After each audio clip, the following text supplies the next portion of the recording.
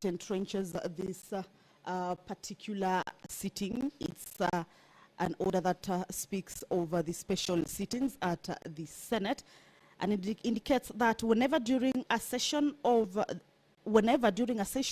the Senate stands adjourned, whether or not a day has been appointed for the next meeting, the Speaker may, on the request of the Senate Majority Leader or the Senate Minority Leader, and in each case with the support of at least 15 senators, appoint a day for a special sitting of the Senate. Remember, currently the senators are on a 3-week, I'm not wrong there.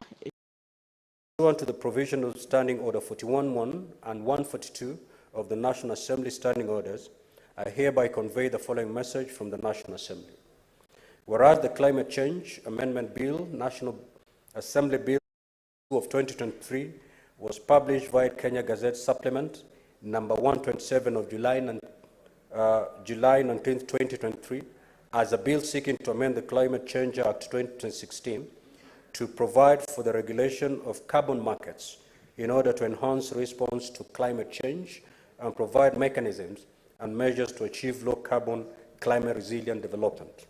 And whereas the Climate Change Amendment Bill, National Assembly Bill number 42 of 2023, was passed by the National Assembly on Wednesday, 23rd August 2023, with amendments and in the form attached herewith.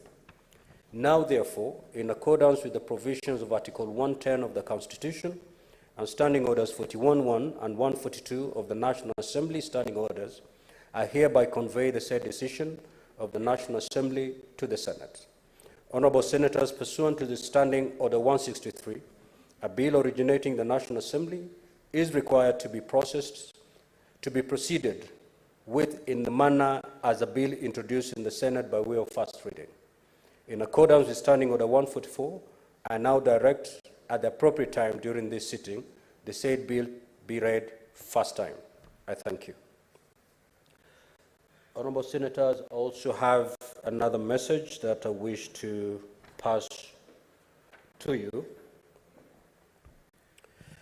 I wish to report to the Senate that pursuant to Standing Order 46, 3 and 5, I received a message from the Speaker of the National Assembly while the Senate was on recess regarding the establishment of the National Dialogue Committee to facilitate dialogue and consensus building and to recommend appropriate constitutional, legal and policy reforms on issues of concern to the people of Kenya. Pursuant to this said standing order, I now report the message as follows. Pursuant to the provisions of Standing Order 41.1 of the National Assembly Standing Orders, I hereby convey the following message from the National Assembly. Whereas on Tuesday, 15th August 2023, the leader of the Majority Party and the leader of the Minority Party jointly co-sponsored a motion on the establishment of a National Dialogue Committee comprising of members and a technical team drawn from both the Kenya Kwanza Alliance, here known as Kenya Kwanza, a coalition constituting the majority part of the Parliament of the Republic of Kenya, and Azimio la Umoja One Kenya Coalition Party, herein Azimio, a coalition forming the minority party of the Parliament of the Republic of Kenya. And whereas the mandate of the National Dialogue Committee shall facilitate dialogue and consensus building and recommend appropriate constitutional, legal, or policy reforms on issues of concern to the people of Kenya, to be framed by the committee in line with the Constitution and the laws of the Republic of Kenya and respecting the functional and institutional integrity of state organs. Further, whereas on Wednesday, 16th August 2023, the National Assembly considered and passed the said resolution on the establishment of the National Dialogue Committee in the form attached hereto. Now, therefore, in accordance with the provisions of Standing Order 41.1 of the National Assembly Standing Orders, I hereby convey the said decision of the National Assembly to the Senate for consideration. Now, Honourable Senators, appreciating the importance of this matter, I direct that a notice of motion, I directed that a notice of motion and motion to be scheduled in the order paper for this special sitting for consideration and adoption. I thank you. Finally, I would like to acknowledge the presence in the Speaker's Gallery this morning a visiting delegation of Sergeant-at-Arms from Turkana County Assembly who are in the Senate for a benchmarking visit. Honorable Senators, I request the delegation to stand so that they may be acknowledged according to the Senate tradition. The delegation comprises of the following officers: Mr. James Sirite, Ms. Esther Akisi, Mr. Nicholas Ekai, Mr. Justus Ajore, Mr. Matthew Loperon, Mr. Leonard Lokumoro, Mr. Charles Lomokol, Mr. John Napas, Mr. Nicholas Nakapon, Mr. Wilson Lokeris, Mr. Paul Ekipor, Mr. Dalmas Lochodo, Ms. Beatrice Aule, Mr. Andrew Abong, Ms. Celestine Akal, Ms. Sarah Akal, Ms. Esther Akal, Ms. Jen Nyanga, and Ms. Lucy Loyele. Honorable Senators, on behalf of the Senate, on my own behalf, I extend a warm welcome and wish them a fruitful visit. I will allow the Senator for Turkana, the Honorable Lomenen, under 1 minute to welcome the delegation from Turkana County. Thank you, Mr. Speaker, for this golden opportunity. I take this opportunity, Mr. Speaker, to welcome Sergeant-at-Arms from the county of Turkana. I don't call them Sergeant-at-Arms, Mr. Speaker, for now. I call them my employers. I am here because of their efforts, and I want to congratulate them for visiting the Senate to learn and replicate best practices from this Senate. Mr. Speaker, I assure them this is a wonderful house, and we have great Sergeant-at-Arms who will train them and learn more from them. Mr. Speaker, and thank you so much, and I thank them for traveling so far, the farthest corner of this nation, and when they go back, I thank God, and I will provide, I pray God to provide them with journey mercies. And after this, Mr. Speaker, because you have given me 1 hour, in 1 minute, I will see them there after. Thank you, Mr. Speaker. Next order, clerk. Order number 4, petitions. Order number 5, papers. Order number 6, notices of motion. The Majority Leader.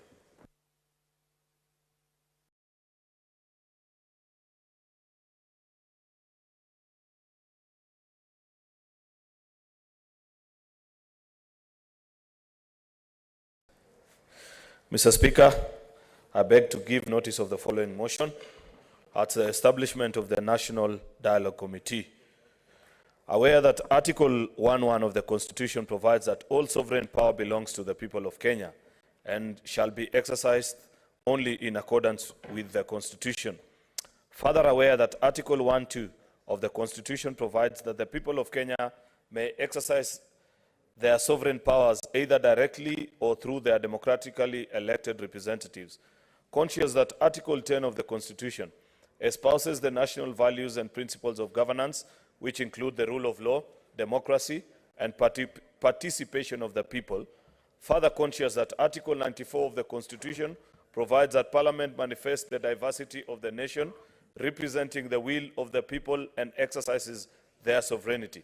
Recognizing that there is need to embrace consultation, dialogue, and consensus building as a way of resolving issues of concern to the people of Kenya. Cognizant that despite the constitutional and legal reforms on the electoral process and the electoral laws, after every election cycle, there has been mistrust of electoral outcomes, leaving the country divided.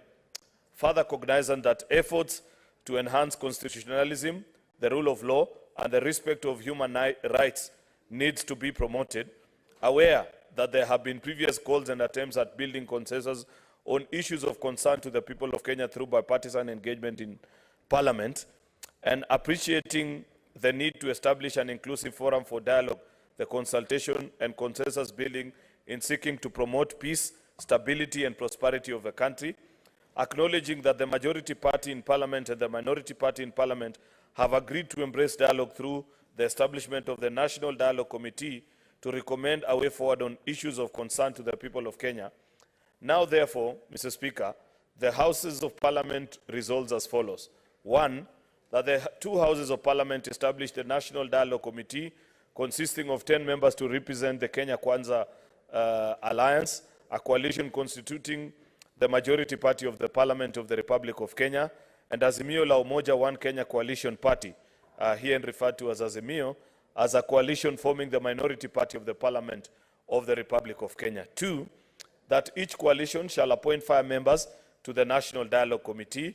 3, that the membership of the National Dialogue Committee shall be drawn from Parliament, shall be drawn from Parliament and outside of Parliament. 4, that the National Dialogue Committee shall comprise the following members to represent the Kenya Kwanza. 1, the Honorable Kimani Ichung'wah, Leader of Delegation. 2, Governor Cecily Mbarire, the Deputy Leader of Delegation. Yours truly, Senator Hassan Omar Hassan. And last but not least, Honorable Catherine Wambilianga.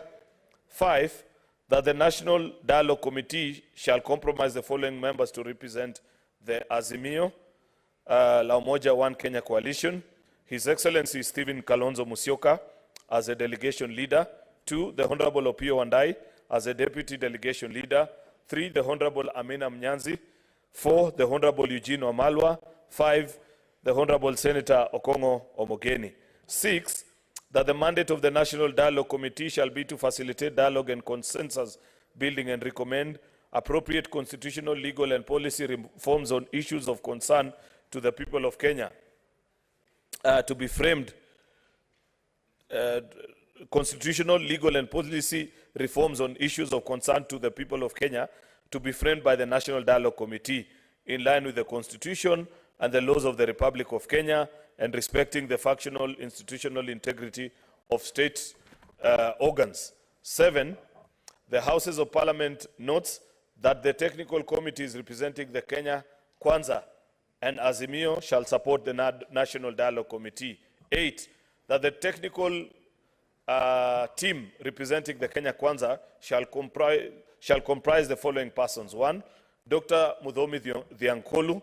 2, Dr. Linda Musumba. 3, Dr. Duncan Ojwang. 4, Nick Biketi. 9, that the technical team representing Azimio shall comprise the following persons. 1, the Honorable Jeremiah Kioni. 2, Professor Adam Zolo. 3, Abubakar Zain Abubakar. And 4, Lynn Ngugi. 10, that further, the National Dialogue Committee shall be assisted by 2 officers designated as Communication Secretariat, one of whom shall be appointed by the Leader of Majority Party and the other by the Leader of the Minority Party. 11, the Houses of Parliament further resolves that the National Dialogue Committee shall formulate and adopt a framework agreement to guide the bipartisan talks. 12, that the National Dialogue Committee shall report to the leadership of Kenya Kwanza and Azimio coalitions within 60 days, and after that submit its report to Parliament. 13, that in execution of its mandate, the National Dialogue Committee may invite, engage with and consider submissions from stakeholders, collect views from the public, and engage experts, professionals, and other technical resource persons as necessary. 14, that the National Dialogue Committee shall determine its own rules of procedure. 15, that the speakers and clerks of both Houses of Parliament shall provide Secretariat and any other necessary support to facilitate the work of the National Dialogue Committee. I thank you, Mr. Speaker. Next order, Clerk. Order number 7, questions and statements.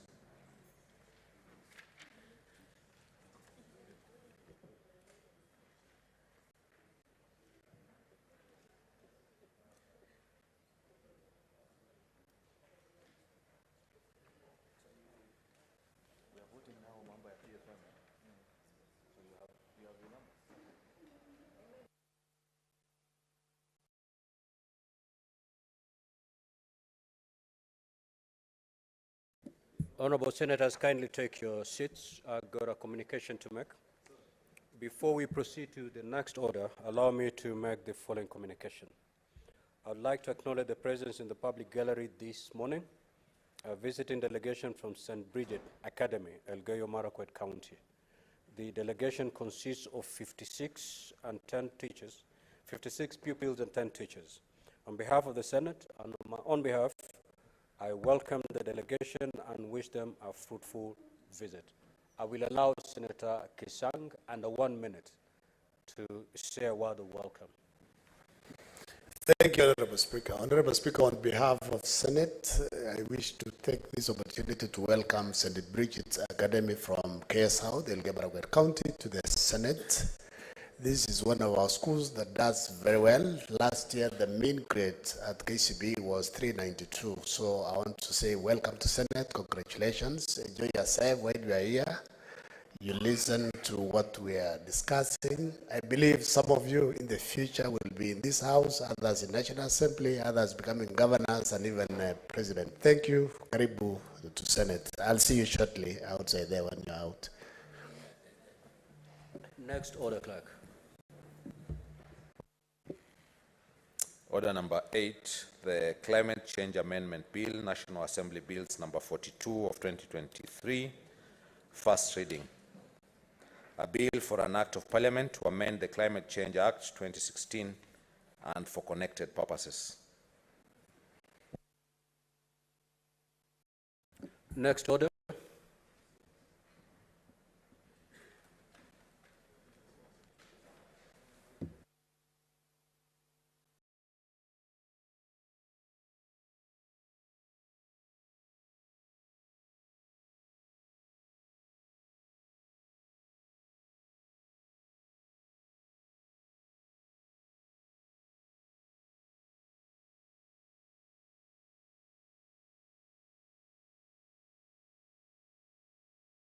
Now, Honorable Senators, pursuant to Standing Order 45, to allow me to rearrange the sequence of today's order paper, we will proceed with order number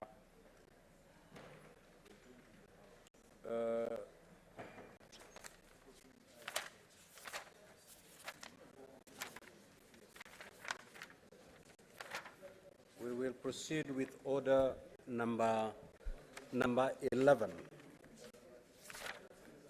Thereafter, we will come back to those two orders, that is number 9 and 10. Clerk, proceed to call that order, please. Order number 11, motion, establishment of the National Dialogue Committee. Majority Leader.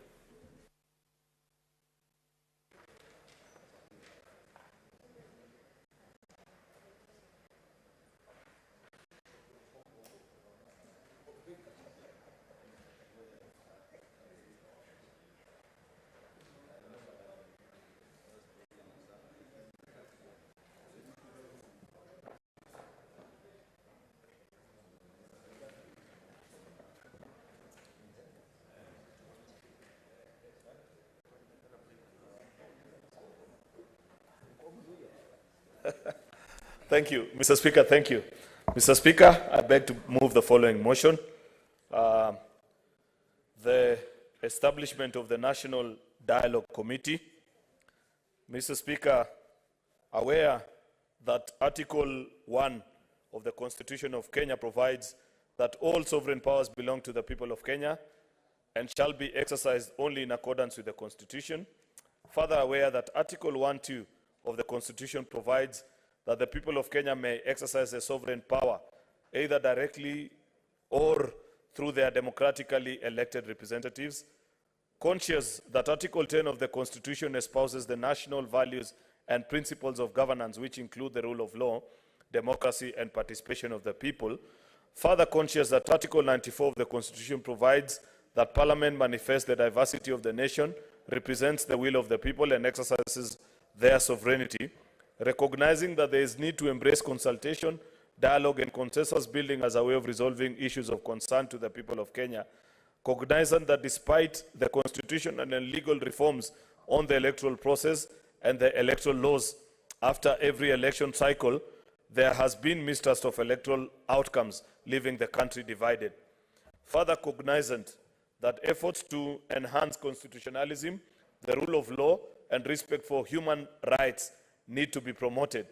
Aware that there have been previous calls and attempts to build consensus on issues of concern to the people of Kenya through bipartisan engagements in Parliament, appreciating the need to establish an inclusive forum for dialogue, consultation, and consensus building in seeking to promote peace, stability, and prosperity of the country, acknowledging that the majority party in Parliament and the minority party in Parliament have agreed to embrace dialogue through the establishment of a national dialogue committee to recommend a way forward on issues of concern to the people of Kenya. Now, therefore, the Houses of Parliament resolved as follows. 1, that the two Houses of Parliament establish a national dialogue committee consisting of 10 members to represent Kenya Kwanza Alliance, referred to as Kenya Kwanza, a coalition constituting the majority party of the Parliament of the Republic of Kenya and Azimio la Umoja One Kenya Coalition Party, a coalition forming the minority party of the Parliament of the Republic of Kenya. 2, that each coalition shall appoint 5 members to the National Dialogue Committee. 3, that the membership of the National Dialogue Committee shall be drawn from Parliament and outside of Parliament. 4, that the National Dialogue Committee shall comprise the following members to represent Kenya Kwanza. 1, the Honorable Kimani Ichung'wah. 2, Governor Cecil Mbarire as a deputy delegation leader. 3, Senator Aaron Cheruiyot. 4, Senator Hassan Omar Hassan. 5, the Honorable Catherine Wambilianga. That the National Dialogue Committee shall comprise the following members to represent Azimio. 1, His Excellency Stephen Kalonzo Musyoka as a delegation leader. 2, Honorable Opiyo Wandayi as a deputy delegation leader. 3, the Honorable Amina Mnyazi. 4, Honorable Eugene Wamalwa. 5, the Honorable Senator Okongo Mogeni. 6, that the mandate of the National Dialogue Committee shall be to facilitate dialogue and consensus building and recommend appropriate constitutional, legal, and policy reforms on issues of concern to the people of Kenya to be framed by the National Dialogue Committee in line with the Constitution and the laws of the Republic of Kenya and respecting the functional and institutional integrity of state organs. The Houses of Parliament notes 7, that the technical teams representing Kenya Kwanza and Azimio shall support the National Dialogue Committee. 8, that the technical team representing Kenya Kwanza shall comprise the following persons. 1, Dr. Muthomi Thiankolu.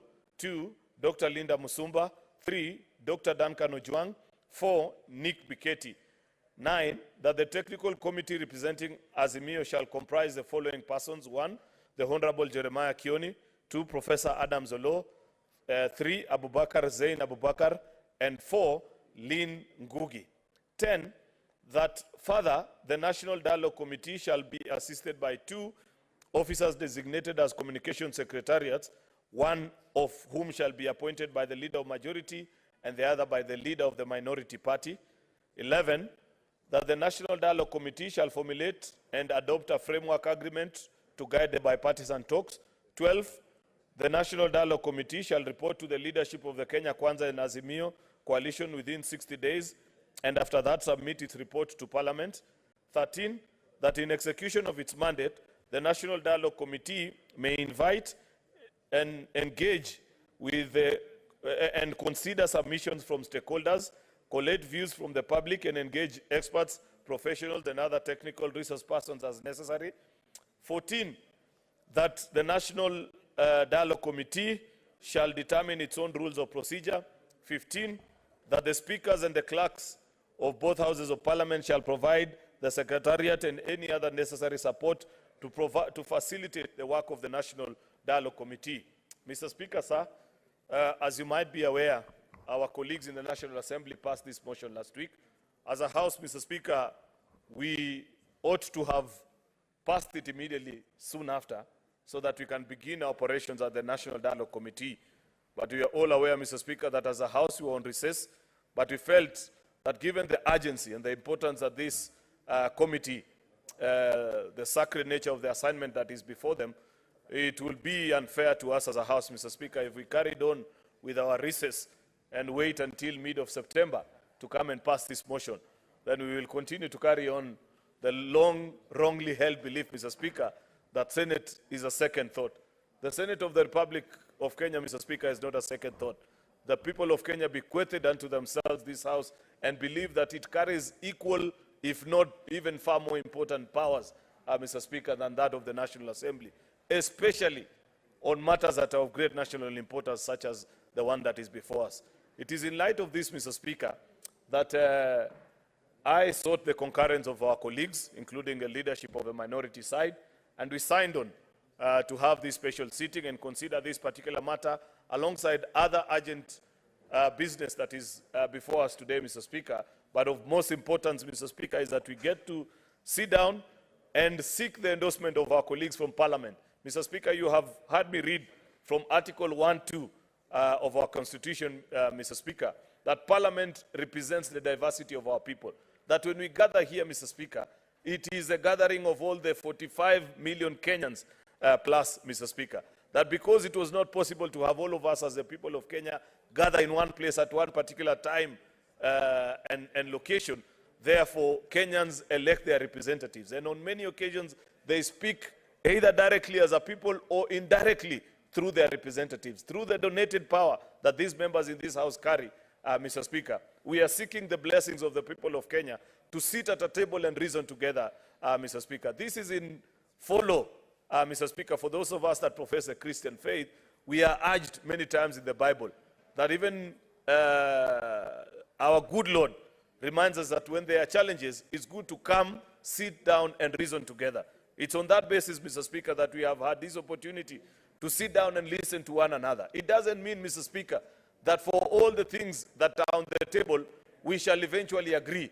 But at least there's nothing better, Mr. Speaker, than giving an ear to the person that holds a contrary view to whatever positions that you hold, Mr. Speaker. That is how great democracies are built, Mr. Speaker, by learning the art and the discipline of listening to one another, even when you don't agree, Mr. Speaker. Because, Mr. Speaker, the nations that have gone to war is because people stopped talking to one another, and they felt that the only important noise is the sound of guns and bombs, Mr. Speaker, which is not the route that we want to take as a country, Mr. Speaker, because we know for 60 good years, 60 plus, that Kenya has existed as a republic. It is not because those who are in leadership at that particular time did not face challenges, Mr. Speaker. They had challenges, and they found ways of surmounting those particular challenges. They found ways of coming together and reasoning. Mr. Speaker, in fact, I may be quite young, and in fact, Mr. Speaker, the truth of the matter is that I never saw the first president of this republic, President Jomo Kenyatta.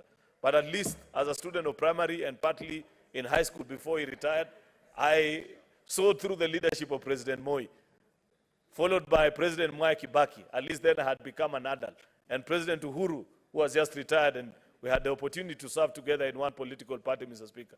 I can recall, Mr. Speaker, that in each of all those presidencies, there were moments when they sat back and reflected with colleagues from across the floor, Mr. Speaker. And in fact, back then it was easier, Mr. Speaker, because presidents were members of parliament, and therefore they would dialogue easily, sometimes either through motions such as this, or even presently on the floor of the House of Parliament, Mr. Speaker, for which quite a number of us in this House, including yourself, Mr. Speaker, had the opportunity to serve in that particular House, Mr. Speaker. Therefore, I want to urge my colleagues respectfully that let us support this motion, agree with the proposal to send our colleagues to go and listen to each other, give them your blessings, share with them whatever thoughts.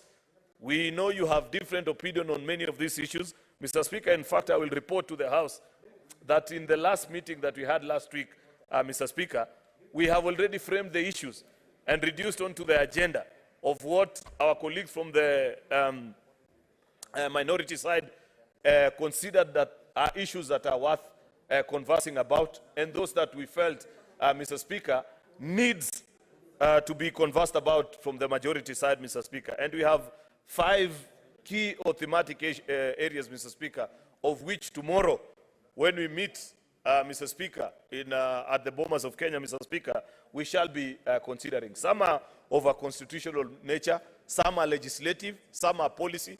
Mr. Speaker, we shall sit down and agree. Where, for one reason or the other, we are not able to agree, we will come back and report to this House, Mr. Speaker, where our colleagues will have the opportunity to speak and share of whatever thoughts or whatever ways they feel many of those issues need to be resolved, Mr. Speaker. And therefore, Mr. Speaker, I believe we are doing this in the best interest of the country. I know people have varied opinion about what they imagine, what they think about this particular issue. I want to give assurance to our colleagues in the House, Mr. Speaker, because I know that initially, when the agenda was listed, one particular issue that is quite key to members of this House, which is entrenchment of various funds, Mr. Speaker, into the Constitution. The Senate Oversight Fund didn't feature. With me, Mr. Speaker, I have an advance copy of the agenda for which we shall agree on tomorrow, Mr. Speaker. And under that particular agenda item of entrenching funds into the Constitution, listed as number 1 is the Senate Oversight Fund, the National Government Constituency Development Fund, National Government Affirmative Action Fund, alongside, Mr. Speaker, other outstanding constitutional matters, issues to do with electoral justice and related matters, the restructuring of IBC. Mr. Speaker, you know we passed a law here, I think in the beginning, towards the end of the second session, Mr. Speaker. Many people held different views about it. We know that there is an already established election committee that is continuing with its work, Mr. Speaker, but nothing stops us. That is a matter that is strongly under the purview of the members of parliament, who include the senators that are here, to come back to the House and say, wait a minute, this is a proposal that we gave of the 7 members of a selection panel, but perhaps we hold a different view on how it needs to be done, Mr. Speaker. That powers rest with this particular House, Mr. Speaker. Of course, and so many other issues that have been listed. Therefore, Mr. Speaker, I have to be fair to my colleagues, because I know, Mr. Speaker, that we gazetted only the morning session to transact this particular business, and we still have other business that is before us, Mr. Speaker. I don't intend to be longer than that, Mr. Speaker. I want to avail the opportunity so that colleague senators can also have the chance to comment on this particular matter and we conclude on it. Therefore, I urge all of us in the House, the majority side, the minority side, to close ranks and give this team an opportunity to sit down and reflect on issues that they consider to be important to the people of Kenya. With those very many remarks, Mr. Speaker, I beg to move and request my counterpart, the leader of the minority side, Senator Stewart Mazayo, to second this motion. I thank you, Mr. Speaker.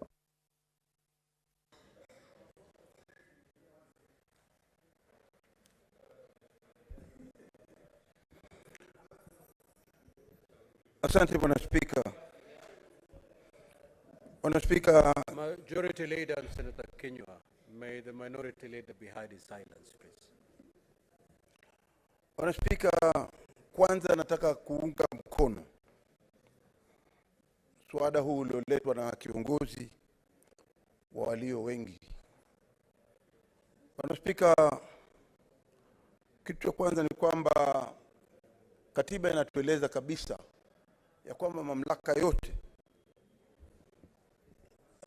ya bunge, mamlaka yote katika taifa la Kenya yako chini ya mikono ya Wakenya.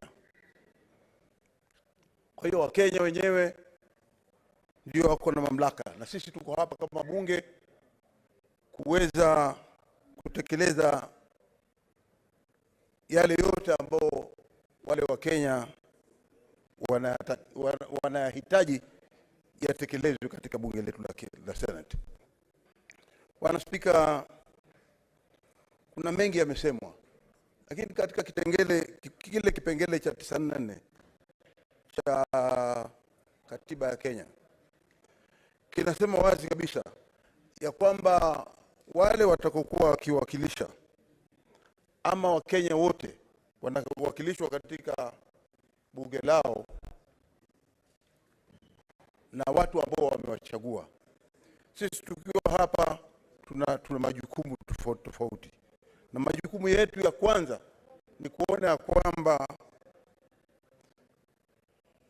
Bwana Spika, ningependa kusikizwa, lakini kuna sauti nyingi zinatoka upande mwingine. Honorable Senators, kindly let's hear the minority leader in silence, please.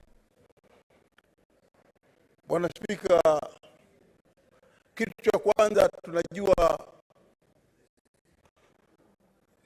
kuna mazungumzo yanaendelea. Bwana Spika, mazungumzo haya lazima yapitishwe ndani ya bunge hili letu. Bwana Spika, ni muhimu kuona kwamba mazungumzo haya yameweza kufaulu, ili kuona ya kwamba amani imepatikana katika Kenya. Bwana Spika,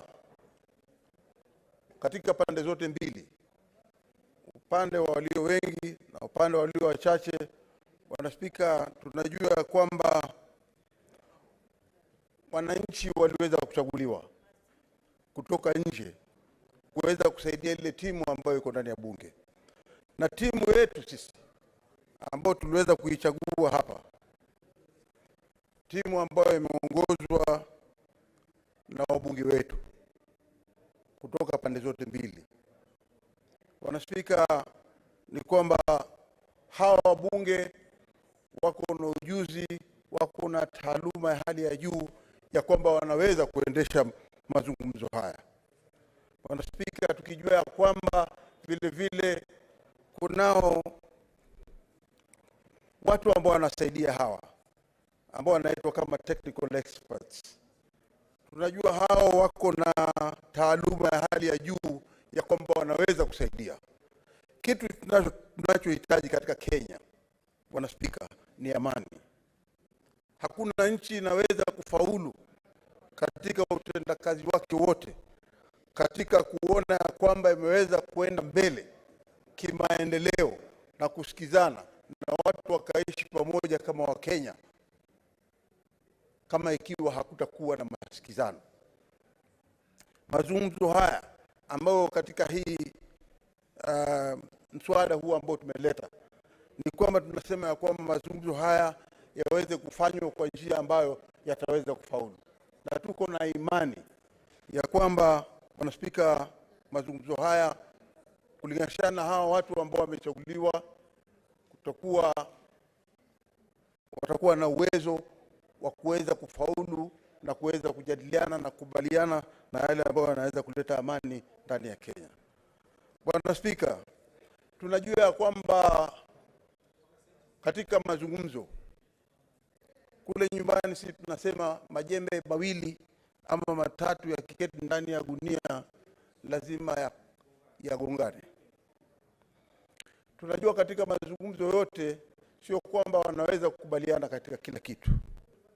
Bwana Spika, tunaona ya kwamba mazungumzo haya ni ya muhimu sana, na sio lazima ya kwamba watu wakubaliane kwa kila kitu. Lakini ikiwa watakubaliana kwa mambo mengi zaidi na amani iweze kupatikana na Wakenya waweze kuishi kwa hali ya kwamba watapendana, watajuana ya kwamba sisi sote ni Wakenya na Kenya yote lazima tuishikilie sote tukiwa pamoja, itakuwa jambo la muhimu.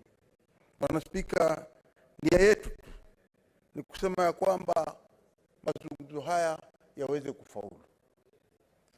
Timu hizi ambazo tumeziweka hapa mbele, na tukijua kwamba tuko na imani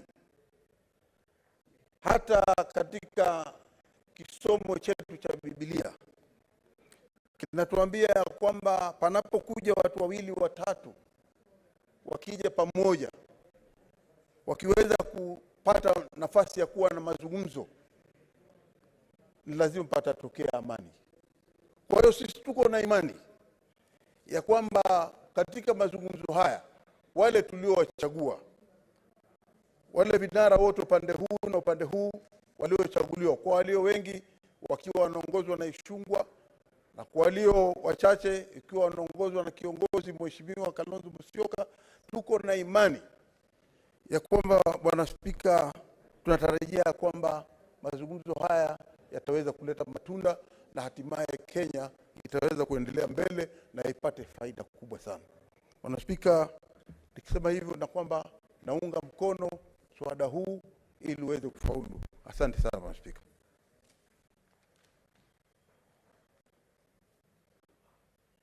Yes, Senator Lelegwe, what is your point of order? I can see you, President.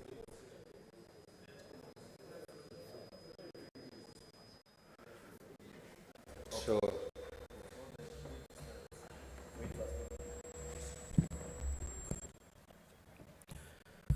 Honorable Senators, I now proceed to propose the question.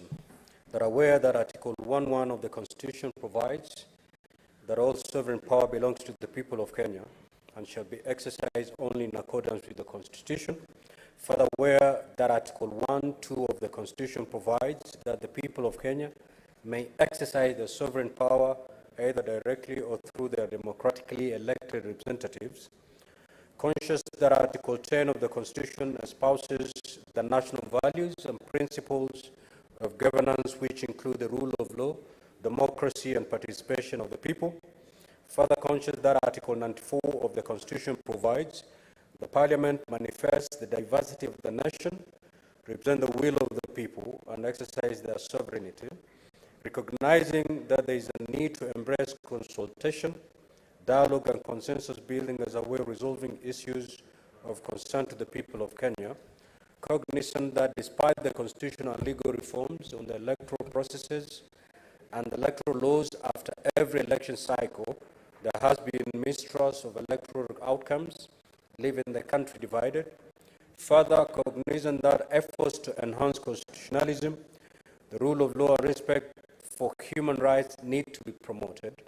Aware that there has been previous calls and attempts at building consensus on issues of concern to the people of Kenya through bipartisan engagements in Parliament, appreciating the need to establish an inclusive forum for dialogue, consultation and consensus building in seeking to promote the peace, stability and prosperity of the country, acknowledging that the majority party in Parliament and the minority party in Parliament have agreed to embrace dialogue through the establishment of a National Dialogue Committee to recommend a way forward on issues of concern to the people of Kenya. Now, therefore, the Houses of Parliament resolve as follows. That the two Houses of Parliament establish a National Dialogue Committee consisting of 10 members to represent the Kenya Kwanza Alliance, hereafter Kenya Kwanza, a coalition constituting the majority party of Parliament of Republic of Kenya, and Azimio la Umoja One Kenya coalition, hereafter Azimio, a coalition forming the minority party of Parliament of the Republic of Kenya. That each coalition shall appoint 5 members to the National Dialogue Committee. That the membership of the National Dialogue Committee shall be drawn from Parliament and outside Parliament.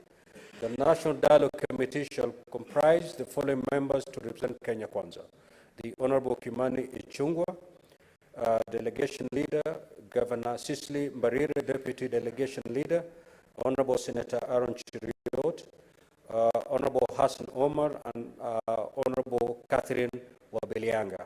That the National Dialogue Committee shall comprise the following members to represent Azimio: His Excellency Stephen Kalonzo Musyoka, Delegation Leader; Honorable Opiyo Wandayi, Deputy Delegation Leader; Honorable Amina Munyazi, Honorable Eugene Wamalwa, and Honorable Senator Okongo Mogeni. That the mandate of the National Dialogue Committee shall be to facilitate dialogue and consensus building and recommend appropriate constitutional, legal and policy reforms on issues of concern to the people of Kenya to be affirmed by the National Dialogue Committee in line with the Constitution and the laws of the Republic of Kenya and respecting the functional and institutional integrity of state organs. The Houses of Parliament notes that the technical teams representing Kenya Kwanza and Azimio shall support the National Dialogue Committee. That the technical team representing Kenya Kwanza shall comprise the following persons: Dr. Muthomi Thionkolu, Dr. Linda Musumba, Dr. Duncan Ojwang, and Nikki Biketi.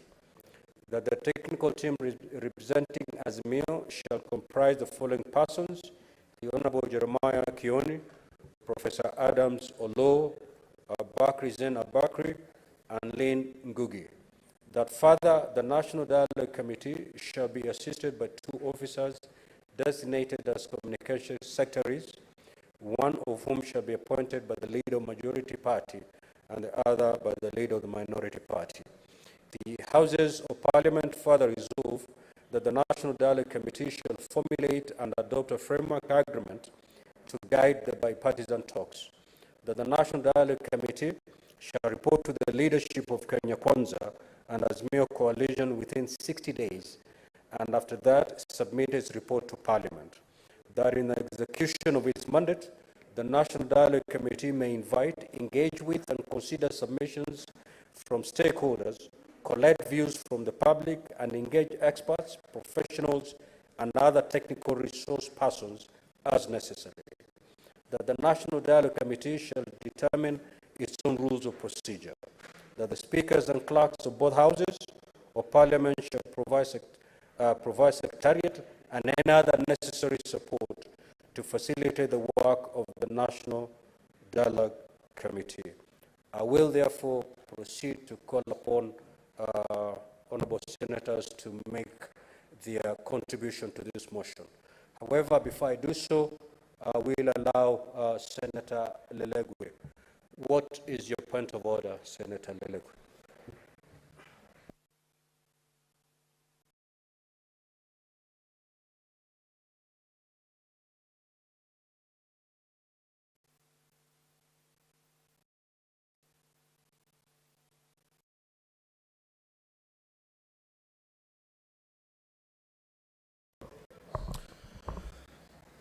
Thank you, Honorable Speaker. Honorable Speaker, I rise pursuant to Standing Order 111.1 and 2 to move that debate on the motion on the establishment of the National Dialogue Committee be limited as follows. A, that each senator speaking be limited to not more than 3 minutes. B, that the debate on the motion be limited to a maximum of 60 minutes, after which the mover be called upon to reply. Thank you.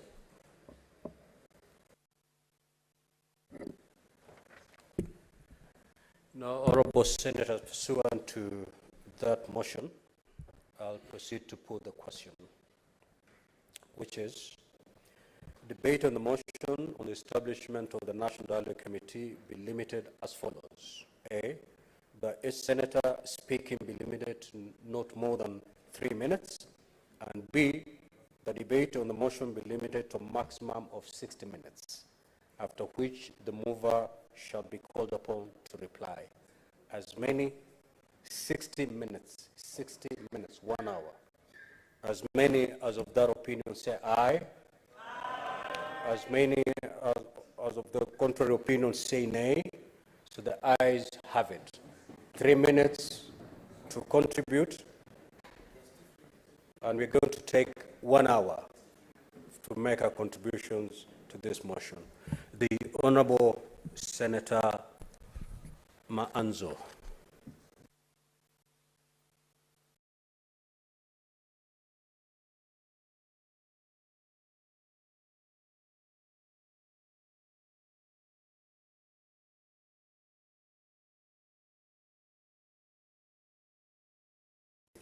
Thank you, Mr. Speaker, for giving me an opportunity to contribute on this very important motion. Mr. Speaker, the Constitution expectation is that as soon as an election is conducted, then whoever takes the mandates to lead the country leads the country into prosperity, peace, and unity. It anticipates a situation whereby, Mr. Speaker, we work as a nation together for the success of the people of Kenya who own the sovereignty of Kenya. At all material times, the people who elect us are sovereign, and the new constitution anticipates the elected leaders as servants of the people. And therefore, Mr. Speaker, I rise to support this initiative so that there may be dialogue. We are aware aware that after the 2010 Constitution, we agreed then that there was... Wamatinga, Majority Leader, kindly let's give an opportunity to Senator Manzo to be heard while making his contribution. Thank you, Mr. Speaker. Mr. Speaker, what is expected is that there be dialogue so that we could fill the gaps. As you have seen from the proposals of the majority and minority, there are gaps which were left out in the 2010 Constitution, and after 13 years, it is a time now, Mr. Speaker, for us to fill out these gaps so that we have a document which serves the people of Kenya, which unites the people of Kenya, and which sees the country go into prosperity. Mr. Speaker, I'm aware from the debates which has been in funerals, television shows, and among the public, some people feel that these bipartisan talks could be against their region or against their tribes or against themselves. Mr. Speaker, this is for the benefit of the country. It is not benefit of a region or a tribe. Mr. Speaker, we want to build a strong Kenya for all Kenyans, but not for one or two individuals. Mr. Speaker, I really like the way the majority side in the National Assembly has framed the issues. The matter went through the National Assembly. It is now before Senate. And again, Mr. Speaker, once we prepare this, we have to avoid the pitfalls, what we went through before when we tried to make or amend the Constitution through the executive, but not through a popular initiative. Mr. Speaker, eventually we must find a way of making this a popular initiative. A Senate will represent all the 47 counties of the Republic, and therefore, we want to avoid what happened to BBI. Obviously, this is going the BBI way again, but we must make sure it is the people's driven changes, but not executive or elected leaders only driven changes. Eventually, it must go back to the people, and eventually most of the issues framed, some can be amended by Parliament, and others can only come through a referendum. I thank you, Mr. Speaker. I support. Senator Gloria Orobo.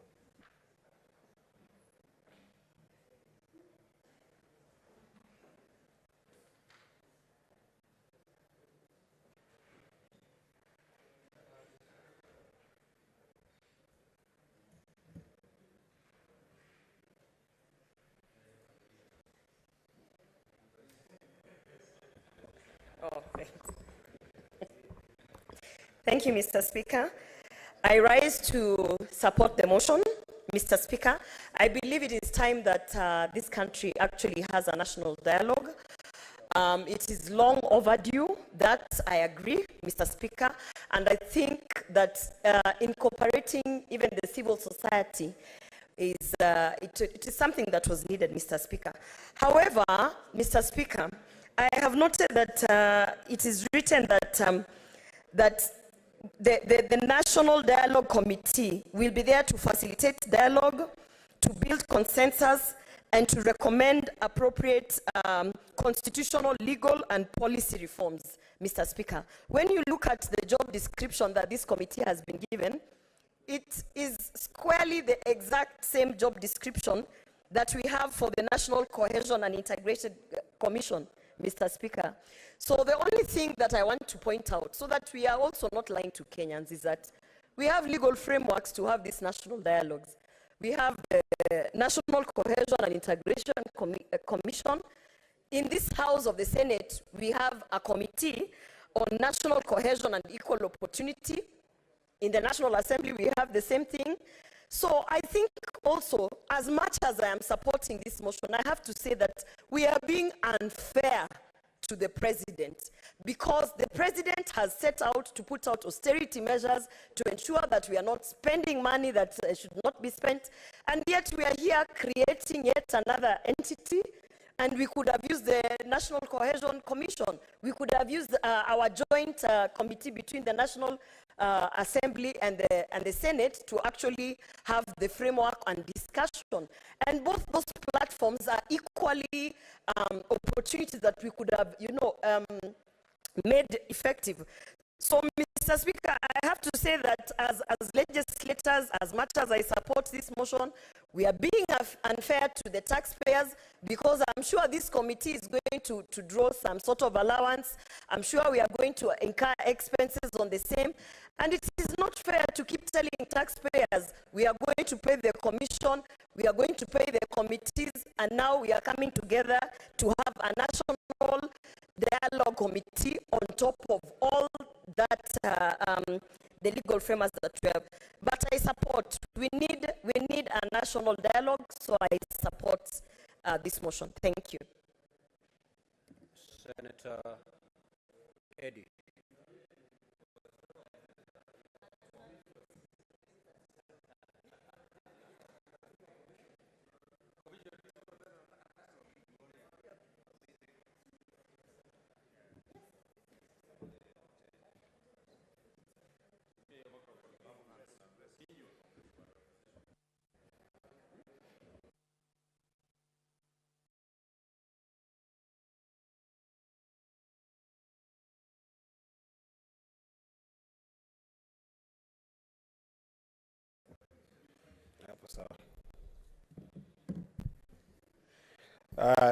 I thank you, Mr. Speaker. At the very least, this National Dialogue Committee holds the promise of creating a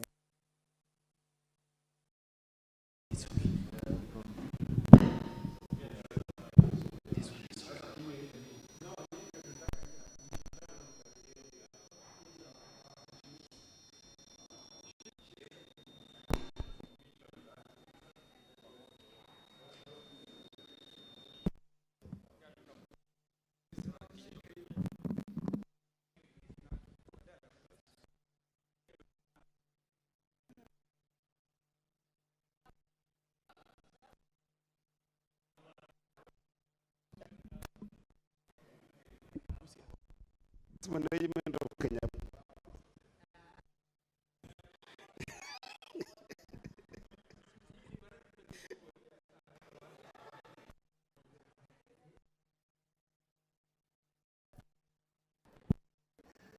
Okay, Mr. I hope that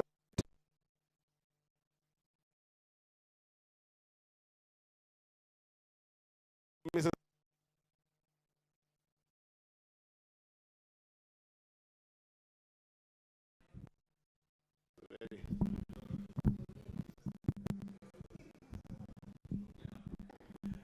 I hope, okay, this is better, Mr. Speaker. Mr. Speaker,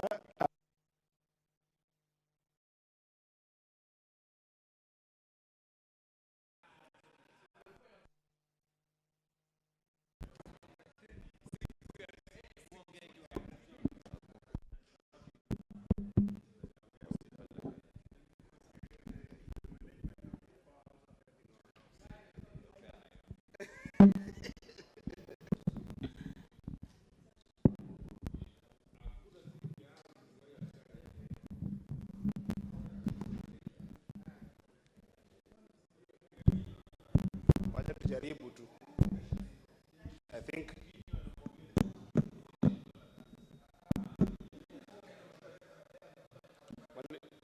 Mr. Speaker, it seems like Senator Kinyua, Just proceed to make your contribution.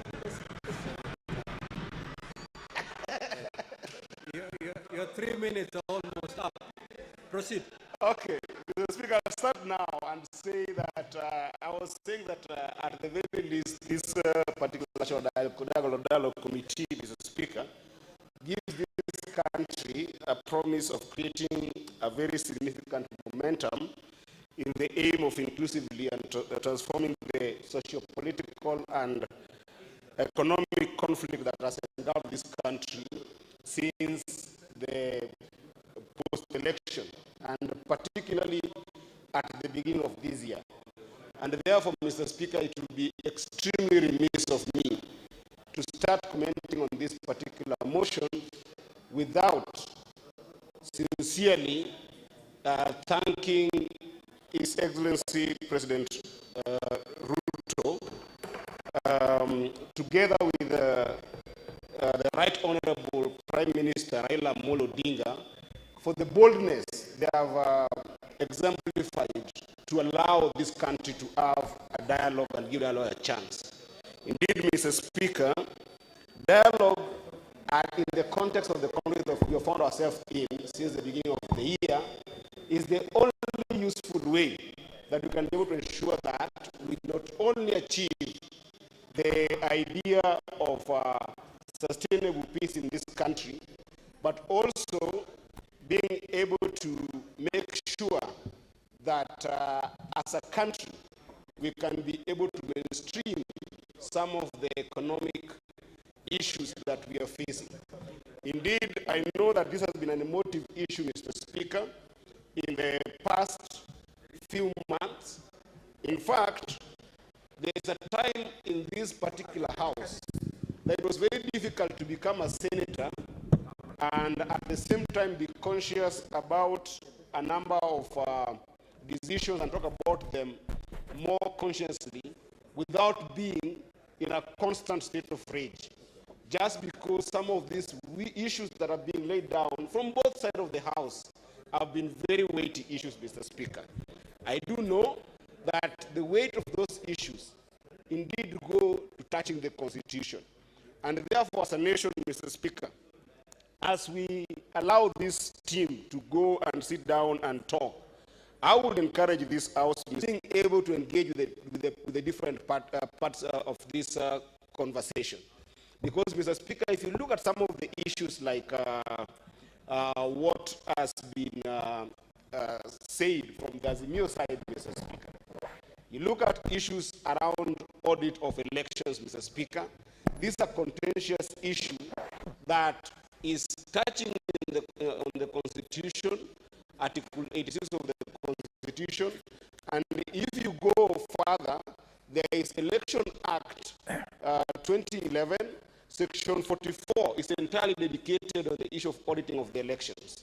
IBC Act, Section 11, Mr. Speaker, is equally embedded on this particular issue of audit of election, Mr. Speaker. If you look at another issue that has been contentious, that from the team on the Azimio side, and I know that majority has said that they are trying to mainstream some of these issues, the issue of economic rights, Mr. Speaker. This is an entire issue that is dedicated in the Article 43 of the Constitution, Mr. Speaker. And if you further look at issues around democratization, Mr. Speaker, our entire Article 4 of the Constitution defines this country as a democracy, Mr. Speaker. So these are not just issues that need some institutional understanding, but indeed they are at the core of the issues of national dialogue. So we thank our leaders, both Honorable Raila Amolo Odinga and President RUTO, for giving this country a chance to be able to sit and have a conversation with itself. Your time is up. Your time is up. I'm sorry we had to switch off manually. Senator Kathuri.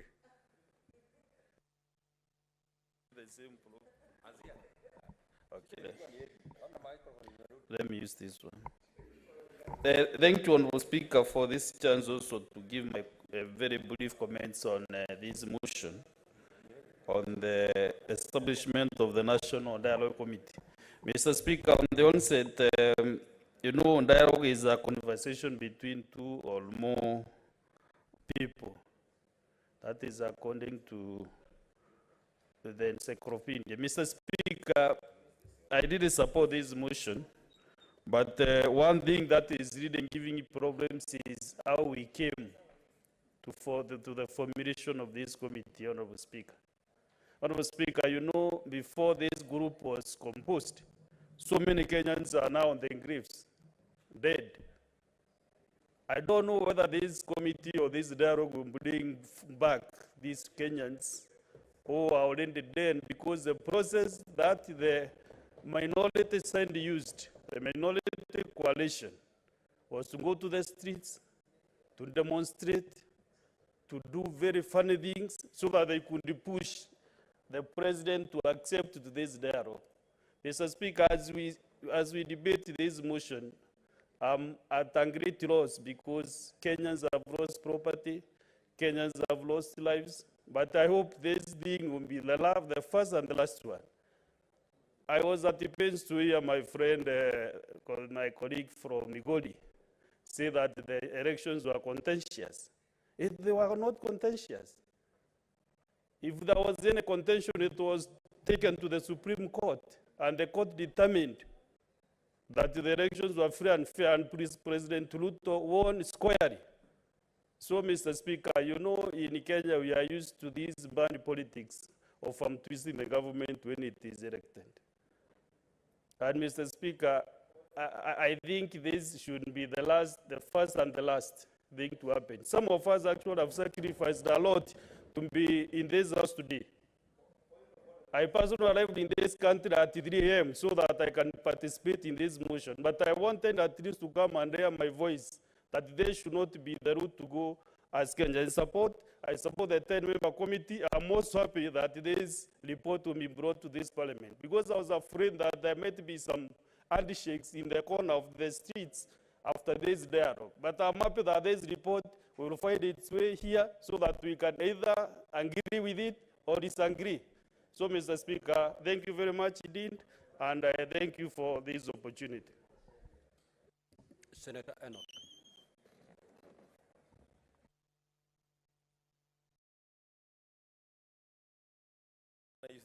Thank you.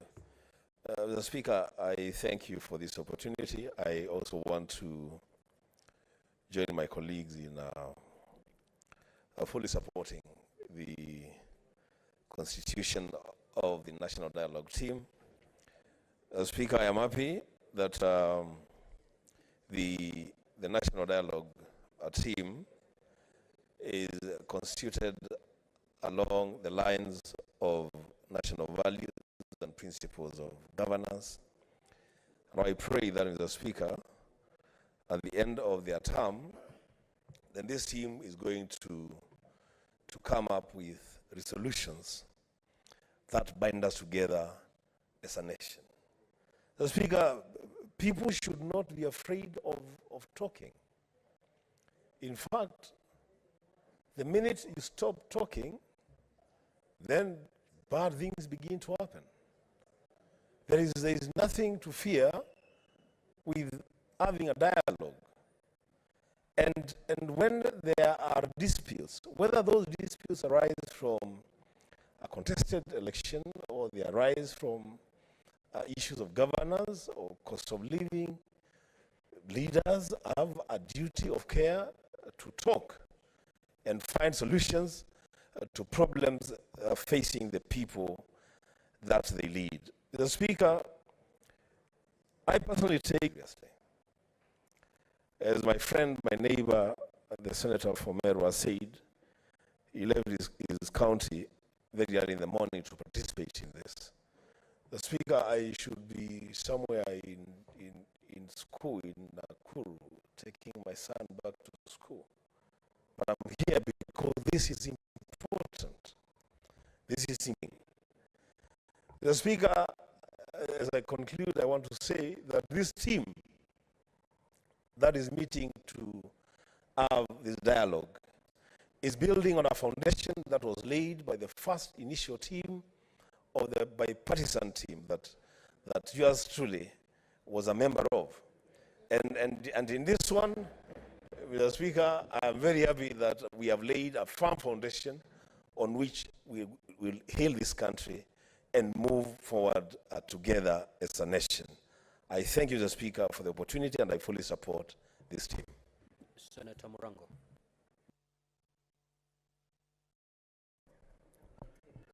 Asante sana Mstahiki Spika kwa kunipa fursa hii niweze kuchangia.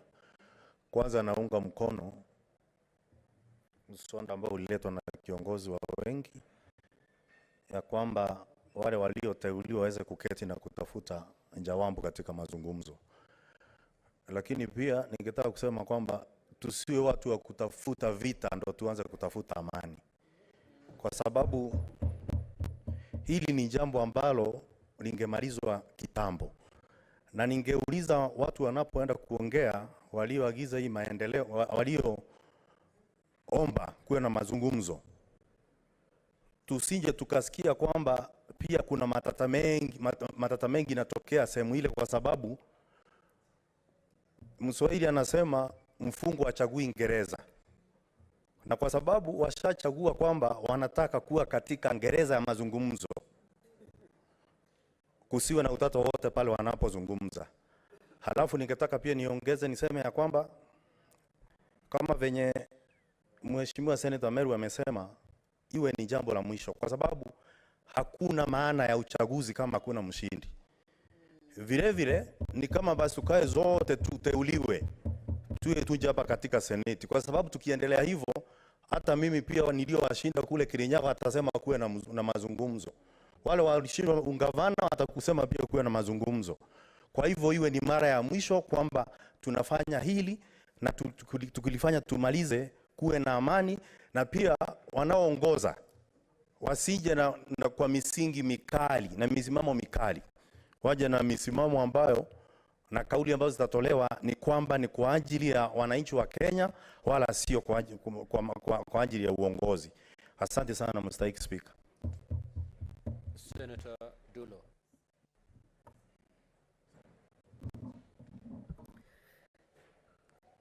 Thank you, Mr. Speaker.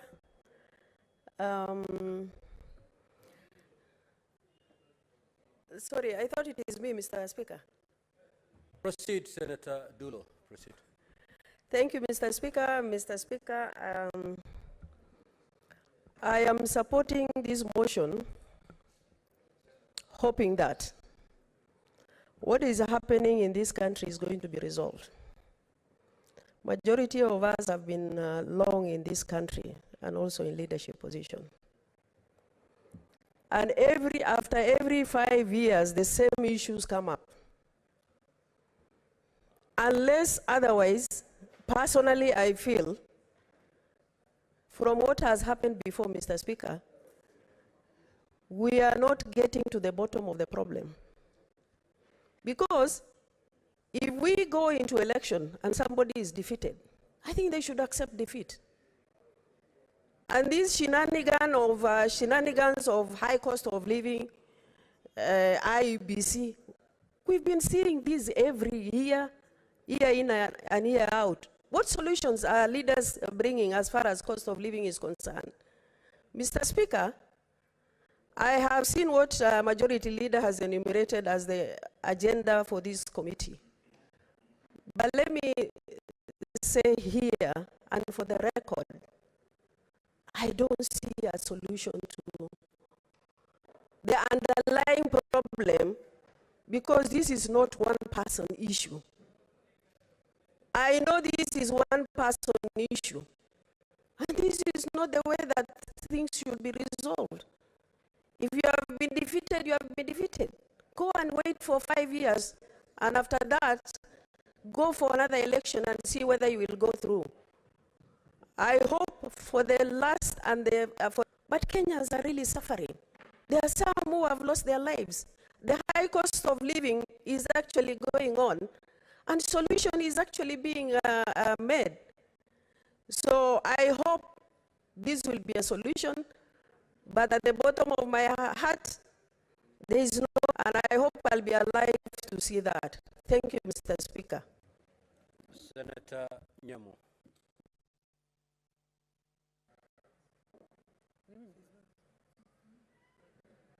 Senator Karen Nyamu.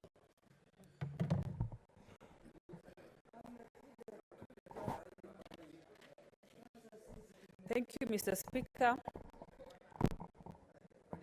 for giving me this opportunity to contribute to this motion. First of all, Mr. Speaker, I did not know that there are people out there whose work is solely to count how many times we speak in this Senate. But since I'm aware, I will make sure I keep them very busy. So, Mr. Speaker, Mr. Speaker, the issue of having dialogue after every election cycle, just like my colleagues have said before me, is one that must be discouraged, because we put a lot of resources into the election process, and we have encouraged this kind of impunity every election cycle.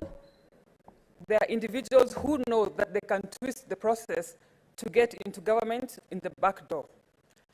However, Mr. Speaker, because our head of government, who is the president, supports this dialogue, and because one of the agenda for Kenya Kwanza in this dialogue is creating an official opposition office, which I support fully, because we appreciate that Raila, who is the current person in question that we're discussing today, he got a considerable number of votes.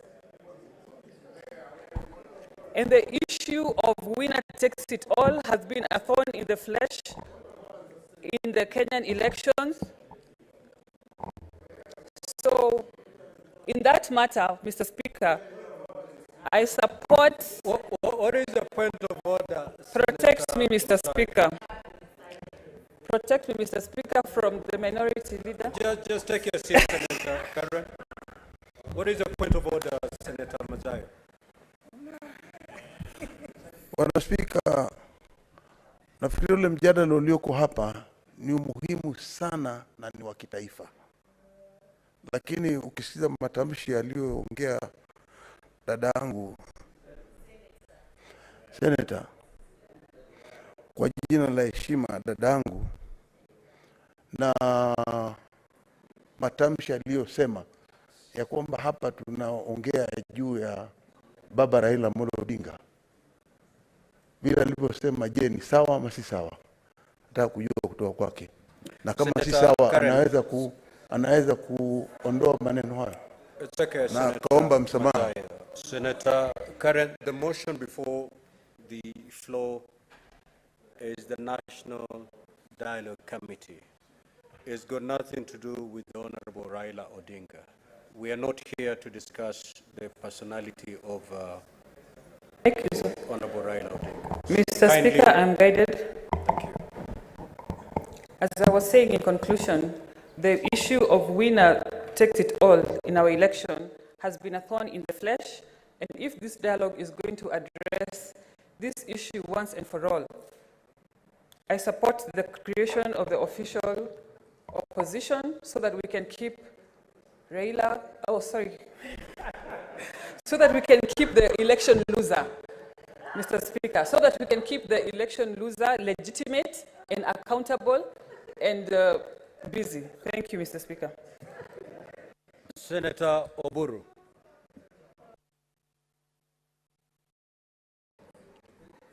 Yeah, thank you, Mr. Speaker, sir. Mr. Speaker, sir, I stand to support this motion. And Mr. Speaker, I support it because talking, dialogue is always the way to go. And this is not only in Kenya, it is this all over the world. And Mr. Speaker, those who are saying that there has been negotiations every election in Kenya, maybe were born yesterday. But I can tell them that since independence, which is more than 60 years, there have been always elections every 5 years, and I don't think there was a dialogue every 5 years. There was only dialogue when there was a problem. The dialogue only comes, Mr. Speaker, when there is a problem, and those who also don't know, it is through those dialogues that we have a new constitution. This constitution which you are saying you support came because of dialogue. And it is because of those negotiations and so on. Mr. Speaker, this new constitution, even some of the leadership of this country were opposing the new constitution. And they were opposing the new constitution, Mr. Speaker, because they said this constitution was good, but there were some provisions in the constitution which they didn't like. Mr. Speaker, what is the point of order, Senator Gloria? Point of order, Mr. Speaker. But you should have opposed I think Europa. just as Senator Nyamu has been brought back to the topic of discussion, I think Senator Oburu should be brought back to the topic of discussion. Today we are talking about national dialogue. And I think if he continues with that line of talking about some of us who were born yesterday, today, we know that he's the youth representative, but we also are not talking about who's the youth representative and who's older than who. Let him stick to the national dialogue conversation. Senator Oburu, as you ooze with your wisdom, kindly do not belittle the ones who are younger. Can you proceed to Thank you, Mr. Speaker. Mr. Speaker, I'm just saying that there were people who opposed it because there were some few things which needed to be corrected, and this national dialogue is giving them an opportunity to correct what they did not want in this constitution. Mr. Speaker, I don't see how that is relevant because Madam Oruba, Senator Oruba, opposed this dialogue, and she was saying, I support it, but everything she said was opposing it. When you want to oppose, just oppose. And when you want to support, just support. Yes, there's no shame in supporting or opposing. So Mr. Speaker, I don't want to continue much more. I support this dialogue. Senator Mgatana.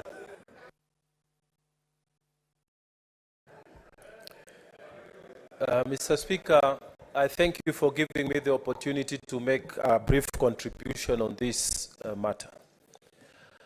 Mr. Speaker, those of us who are students of history will recall, Mr. Speaker, I want to be protected from Kenya. Senator Kenya, can you have your seat? Thank you, Mr. Speaker. Proceed, Senator Mgatana.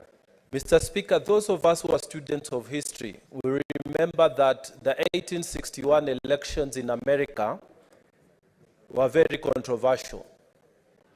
Mr. Speaker, Abraham Lincoln was elected president with mainly the support of the North. The southern states felt that they lost and they felt segregated.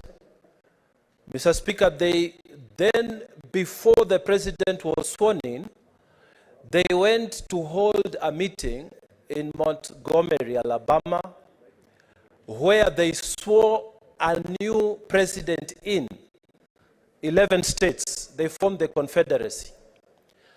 Mr. Speaker, that controversy around the election of the President of the United States at that time brought about a civil war that lasted for 4 years. Over 600 people, 1,000 people died. Mr. Speaker, we are happy that in Kenya, it hasn't gone that way, that people decided to speak before it deteriorated.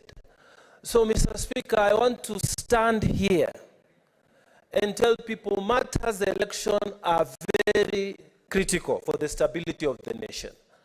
And we need to handle them with care. And the critical thing I want to quote here is what President Lincoln said. He said that we must agree that popular vote is not an absurdity. We must agree. And we must settle the question that a minority that loses an election cannot at will decide to break a government that is formed by the majority. So, Mr. Speaker, let us discuss, but let the principle prevail. If you lose an election, please go home. You have no right to break a government because you lost an election. What Madam Senator Dulo has said is what has happened many years ago, and people are trying to reinvent what has happened. Please don't bring chaos because you lost an election. And this is the whole thing about this dialogue is about that election. It has happened in the US and it's being repeated word for word, except we haven't gone to civil war. We are asking people to have good manners. When you go to an election, you lose an election, don't bring problems to the country. Go home. Senator Kamau Githuku.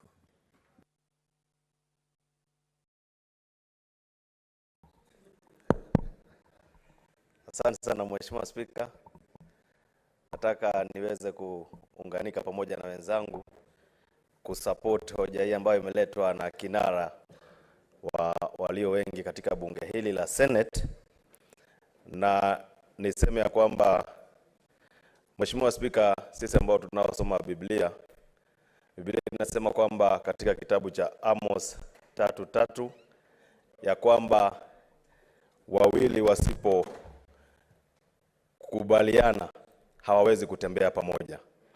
Mheshimiwa Spika, nimesimama kuweza kuunga mkono hoja hii ya kuweza kuwa na mazungumzo ya kitaifa ambayo italete uwiano na kukomeza shida na matatizo ambayo imeweza kushuhudiwa katika Jamhuri yetu ya Kenya kwa muda wa siku ambazo zimeweza kutangulia makupita tangu tulipokuwa na uchaguzi wa mwaka 2022. Mheshimiwa Spika, tumeona vurugu zikishuhudia katika Jamhuri yetu ya Kenya. Tumeona umwagikaji wa damu. Tumeona pia vile vile uharibifu wa mali katika Jamhuri yetu ya Kenya.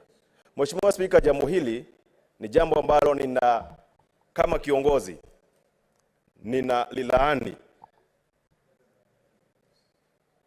kabisa, kwa sababu hili jambo limeweza kuleta hasara kubwa katika Jamhuri yetu ya Kenya, ikizingatiwa kwamba Mheshimiwa Spika, tulifanya kampeni na tukapatia Wakenya ahadi ambazo tutakazoweza kuzitimiza.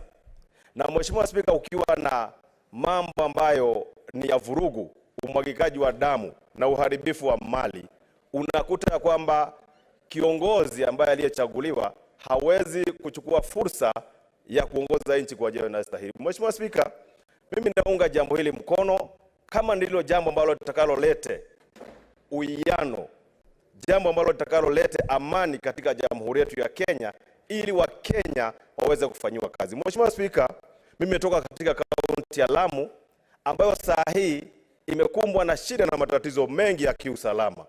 Na Mheshimiwa Spika, jambo hili ni jambo ambalo ningependa serikali iweze kuliangalia kwa kina. Ni kwa nini wananchi wangu wa kaunti ya Lamu wanauliwa kiholela? Ni kwa nini wananchi wangu wa Lamu wanachomewa nyumba kiholela? Ni kwa nini jamii fulani imekuwa targeted na watu ambao hawajulikani? Mheshimiwa Spika, hilo ni jambo ambalo linaleta huzuni katika nchi yetu ya Kenya na kaunti yangu ya Lamu. Mheshimiwa Spika, ningependa sana serikali iweze kuona kwamba tunapoingia katika mambo ya mazungumzo ya kutafuta amani katika Jamhuri yetu ya Kenya. Senator Tabitha Keroche.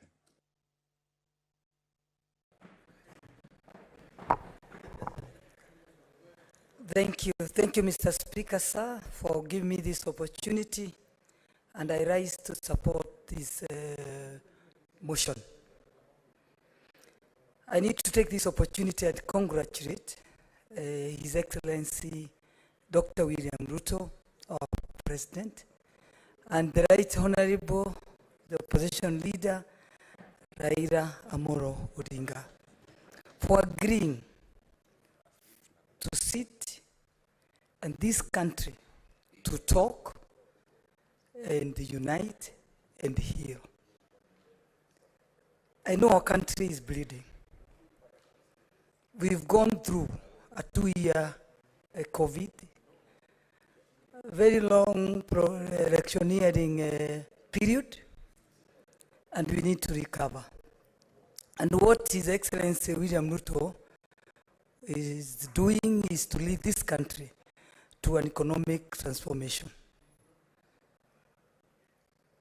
You could see the minute we mentioned about the dialogue, the relief that everybody had in this country.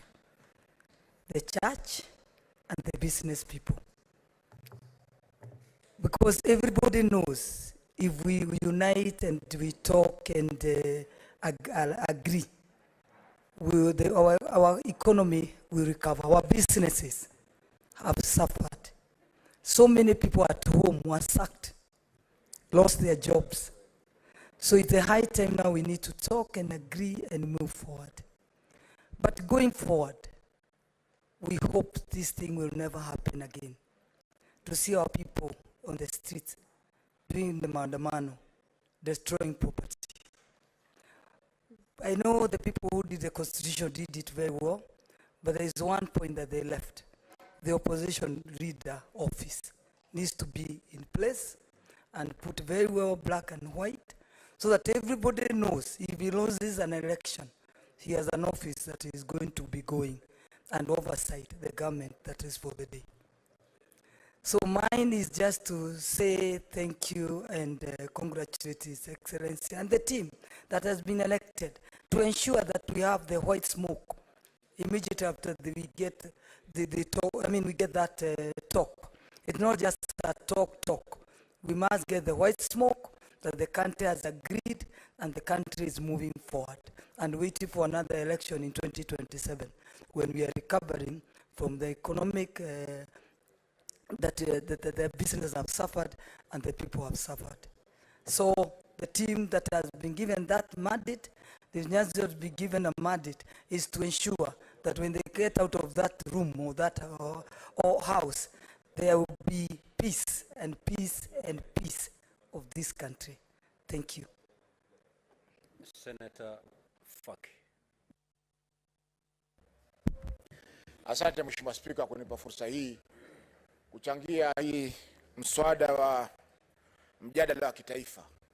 Mheshimiwa Spika, mimi pia ninajiunga na wenzangu kuwapongeza viongozi wa nchi na kiongozi wa Azimio Mheshimiwa Baba Raila Amolo Odinga kwa kuweza kuwa na makubaliano kuhusiana na masuala haya. Mheshimiwa Spika, wakati ilipotangazwa kwamba kutakuwa na mjadala wa kitaifa, nchi ilipumua, biashara zikafunguka na amani ikarudi katika nchi yetu ya Kenya. Kwa Mheshimiwa Spika, ni masikitiko kwamba wenzetu hapa wanaweza kuzungumza kwamba ilikuwa haifai kwa viongozi hawa kuwa na mjadala. Mheshimiwa Spika, tukiangalia hata uhuru ambao ulipatikana katika nchi hii, baadhi ya ndugu zetu walikufa, lakini baada ya mazungumzo kukapatikana mwafaka kule Lancaster na ikapatikana uhuru katika nchi yetu ya Kenya. Mheshimiwa Spika, viongozi wote ambao wameweza kutawala nchi hii wametawala kupitia masuala ya mjadala baina ya viongozi na wananchi katika nchi ya Kenya. Hakuna kiongozi ambaye alitangaza akaendesha nchi kwa njia ya kimla. Sababu ni wale ambao Waingereza wanasema ni madikteta ndio hawawezi kukubali kuzungumza baina ya wananchi katika nchi zao. Lakini nchi yetu inaongozwa na demokrasia na katiba yetu pia tuliweza kuipata kupitia kwa mjadala katika Bomas. Kwa Mheshimiwa Spika, wa Kenya kuzungumza sio jambo geni. Jambo geni ni kwamba tuna katiba mpya na polisi bado wanaendelea kuua wananchi kiolela. Hiyo ndio hofu ambayo tuko nayo sisi. Na hofu hii Mheshimiwa Spika inaanza kutoka kwa kinara wa nchi. Tuliona jana katika vyombo vya habari kwamba anatishia kupeleka watu mbinguni. Hii si mtume. Sisi ni wananchi wa Kenya na sote ni binadamu. Na sote ni binadamu, na iwapo kuna mambo yoyote ambayo yanataka kuzungumzwa yazungumzwe katika mjadala. What is your point of order, Senator Kenya?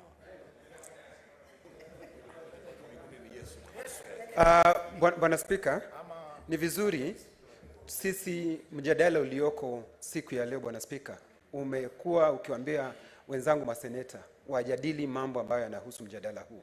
Lakini kusema ya kwamba ati kiongozi anasema atapeleka watu binguni, Bwana Spika, binguni hakuna mtu anajua njia, Bwana Spika. Huwezi ukapeleka mtu binguni.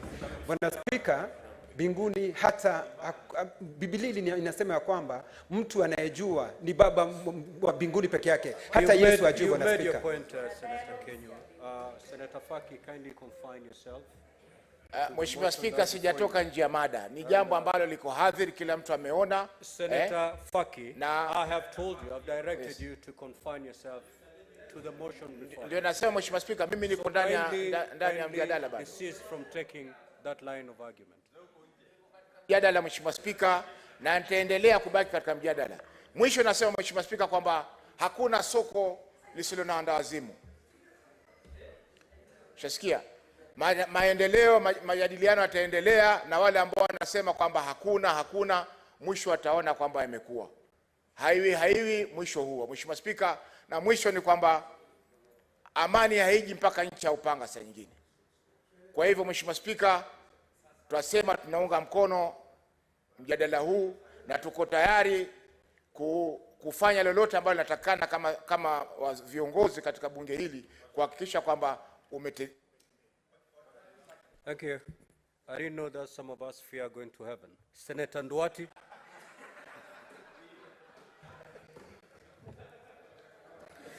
Mr. Speaker, sir, yes, you should take judicial notice of the fact that there are many people who are afraid of facing their maker because of the things they've been doing down here.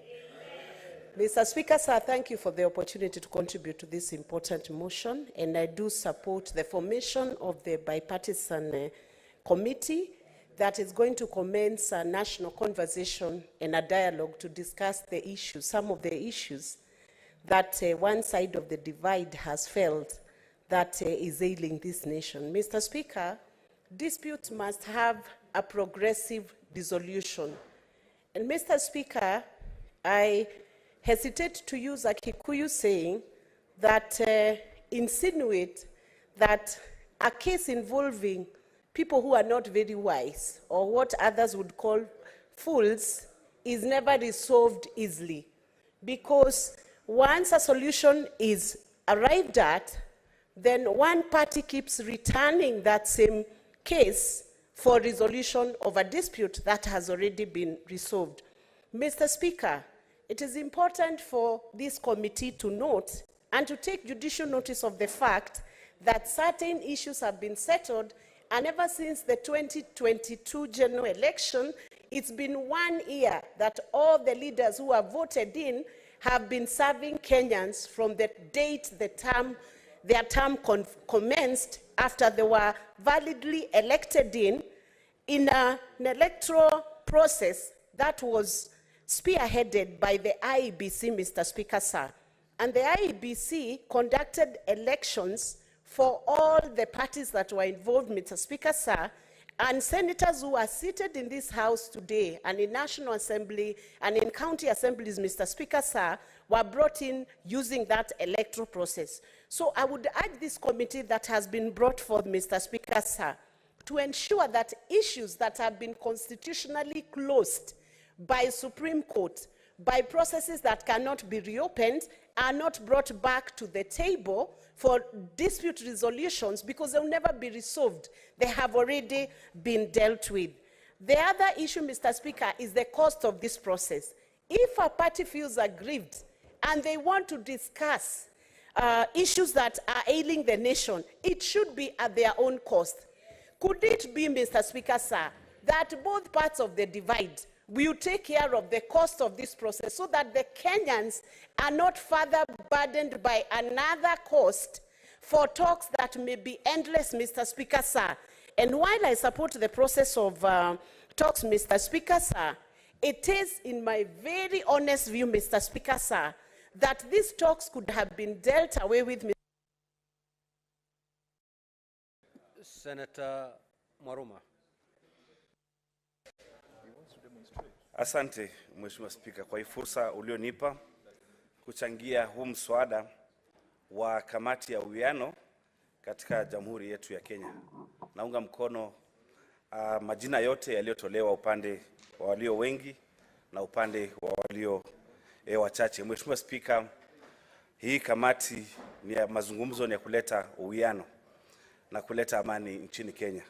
Mheshimiwa Spika, swala la amani ni swala muhimu sana, lakini katika maana ya amani hakuwezi kuwa na amani, ama kuwa na amani si ukosefu wa vita. Kunaweza kuwa kuna amani, lakini kuna watu wana masononeko, wana manunguniko. Mheshimiwa Spika, wakati tulifanya uchaguzi, Mheshimiwa Spika, na tukapata rais, kulikuwa na kesi kidogo. Upande wa upinzani wa Azimio ulisema kwamba kuna masuala fulani hawajakubaliana nayo katika uchaguzi, na tukaenda mpaka mahakama ya upeo. Mheshimiwa Spika, tuliheshimu matokeo kutoka kwa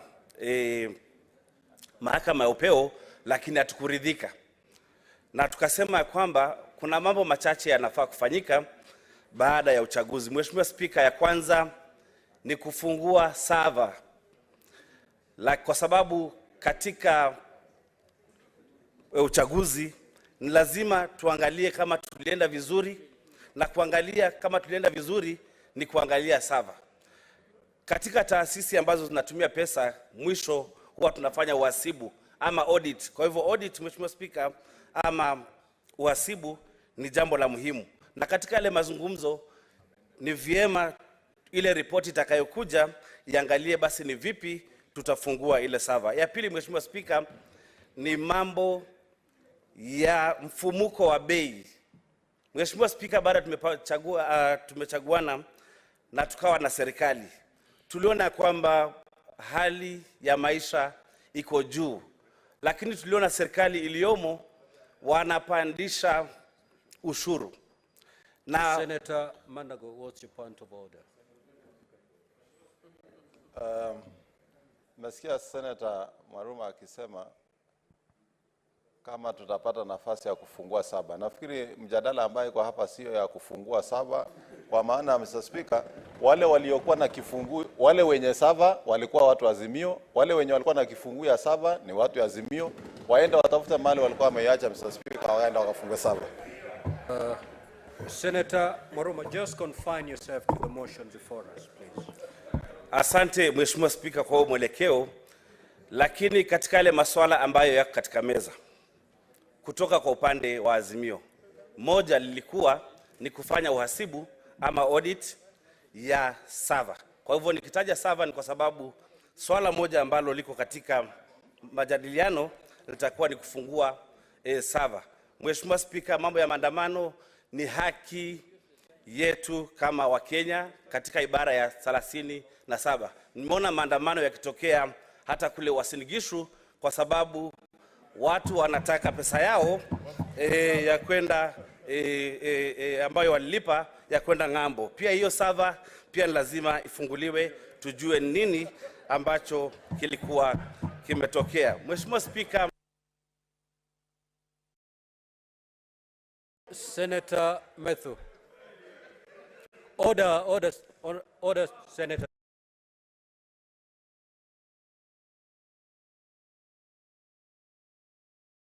Thank you very much, Mr. Speaker, for giving me an opportunity. I rise to support this particular motion, and in the words of Senator Oburu, he says that we are supporting and opposing. We are supporting and giving reservations. I think that is a little difference that is there. Of course, because we have our own reasons.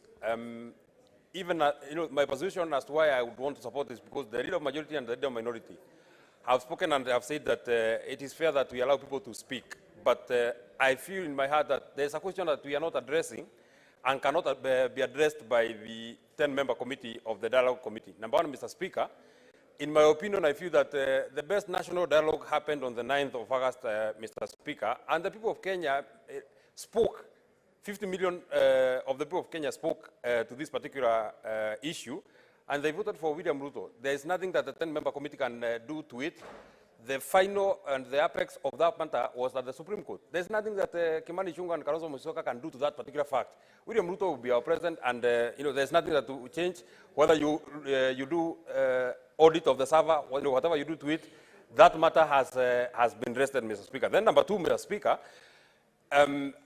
I would want to understand, Mr. Speaker, now that people were on the streets and businesses were destroyed, both public and private, and people died, how will the national dialogue address to the person who lost their son, to the person who lost their property, and to the, the losses that we got as a country, Mr. Speaker? Because, Mr. Speaker, this behavior of I'm twisting government every time, and Senator Buru says that this is the first dialogue. This is not the first dialogue, Mr. Speaker. This is not the first national dialogue, Mr. Speaker. The only constant thing is the players, Mr. Speaker, is that every time there's an election, one person does not agree that he has lost, so he has to force a dialogue every time. It happened in 2008. Maybe he says that we are young. Yes, we are young, but in 2008 we were alive, and we saw that there was a dialogue, there was a national dialogue in 2008, Mr. Speaker, and then there was another one, there's another one that is happening now, Mr. Speaker. If we do not put an end to this kind of sarcasm, Mr. Speaker, at every election, we have to do a national dialogue so that we accommodate some people, so that we incorporate some issues, then we shall have gotten it wrong, Mr. Speaker. Finally, Mr. Speaker, I also feel that we are taking the people of Kenya for a ride, Mr. Speaker. I've looked at the agenda in that particular talk, Mr. Speaker. Oh, pardon. I've looked at the agenda that is... Next is Senator Chute Mohamed.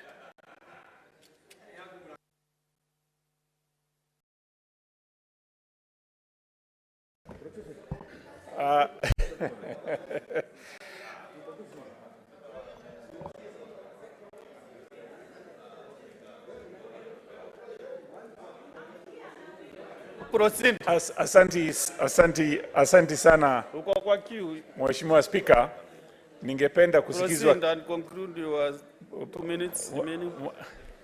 Mheshimiwa Spika, bana wa Matinga, Senator wa Matinga anani distract kidogo tafadhali. Asante sana Mheshimiwa Spika. Mheshimiwa Spika, nataka sana kumshukuru kiongozi yetu hapa walio wengi na pia kiongozi ya walio wachache. Mheshimiwa Spika, hii mjadala ni kama inaenda sizikizwi. Mheshimiwa Spika, Honourable members, let Senator Chute be heard in silence. Mheshimiwa Spika, nataka sana kushukuru President wetu na baba Raila Odinga pia kwa kuwezesha hii mkutano iwe. Mheshimiwa Spika, Kenya hii iko na watu zaidi ya milioni 50 ambayo sisi tunaongoza. Wale watu wanaongoza, Mheshimiwa Spika, ni wale wamechaguliwa kutoka County Assembly,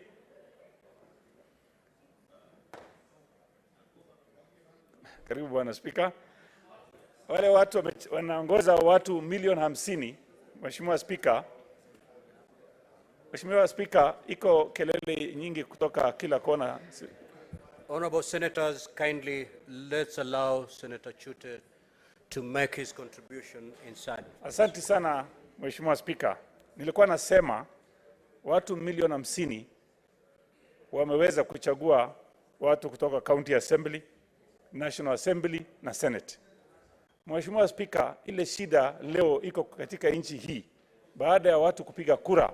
Mheshimiwa Spika, pande zote mbili, pande za opposition na yaani ya Kenya Kwanza kwetu na Azimio, wanapiga kelele nyingi sana. Mheshimiwa Spika, tumepiga kura tukamaliza kura. Ukisikia watu ya Kenya Kwanza wanaenda kwa mazishi, wanaenda kwa harusi, wanaenda mahali yote ya siasa, wanaongea siasa tupu. Baba amekuwa hivi, nani amekuwa hivi. Hiyo haiwezi kusaidia nchi hii. Na watu ya uko pande hiyo pia ya Azimio wakienda mahali wanasema sava ifunguliwe, wanaongea mambo ya ati chakula iko bei juu, na hawa pia walikuwa wanachangilia hiyo chakula kwa bei juu. Mheshimiwa Spika, nashukuru sana leo watu ambayo wamechaguliwa wako hapa ni waheshimiwa. Hawa watu Mwenyezi Mungu ndiye amepatia nafasi ya kuongoza watu Kenya. Tuwache kuongea mahali tunaongea kwa mazishi, kwa harusi na mahali ya kuna siasa yote. Kwa sababu ukiangalia saa hii Mheshimiwa Spika, kuna vijana katika Senate na hata National Assembly. Wakiamuka wanataja jina Uhuru Kenyatta. Wakilala jina Uhuru Kenyatta. Wakitembea jina Uhuru Kenyatta. Na pande ile pia wakisimama, wakifanya mahali yote, wanaongea juu ya mambo ya Ruto. Mupatie nafasi Mheshimiwa Ruto ajenge nchi hii. Wacha achukue nafasi, tupatie nafasi ajenge nchi hii. Na ya mwisho, Mheshimiwa Speaker, nataka kusema hivi. Majadiliano. Senator Siango. Thank you, Mr. Speaker, for giving me this opportunity. I stand to support this motion. One, it is very important because this country is bigger than any of us. And I want to thank the President and the Prime Minister for agreeing to have this dialogue. I want to remind those of us who are saying that the last election, who won and who lost, they were not IEBC. Unless you want to tell us there is no difference between UDA and IEBC. Mr. Speaker, sir, it is very important to know that in this country we need peace. What is the point of order, Senator Gloria?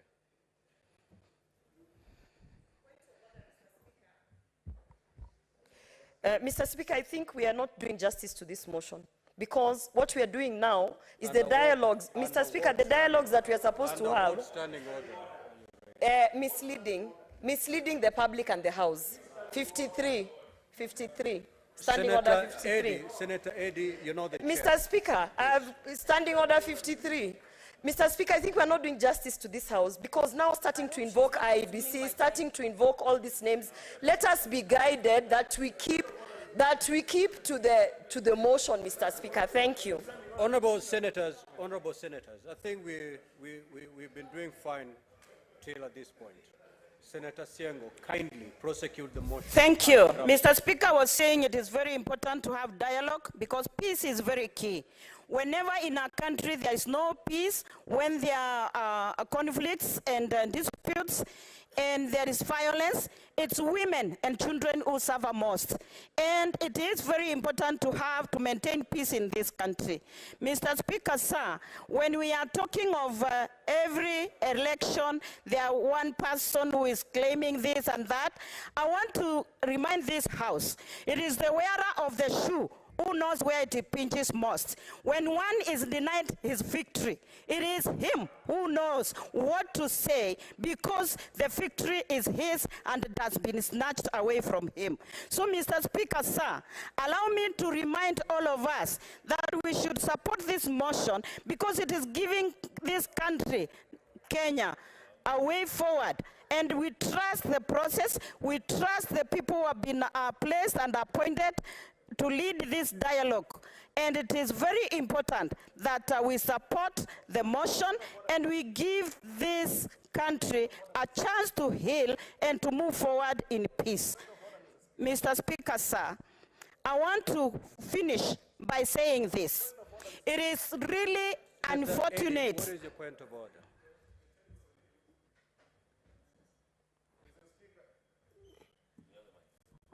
Awesome.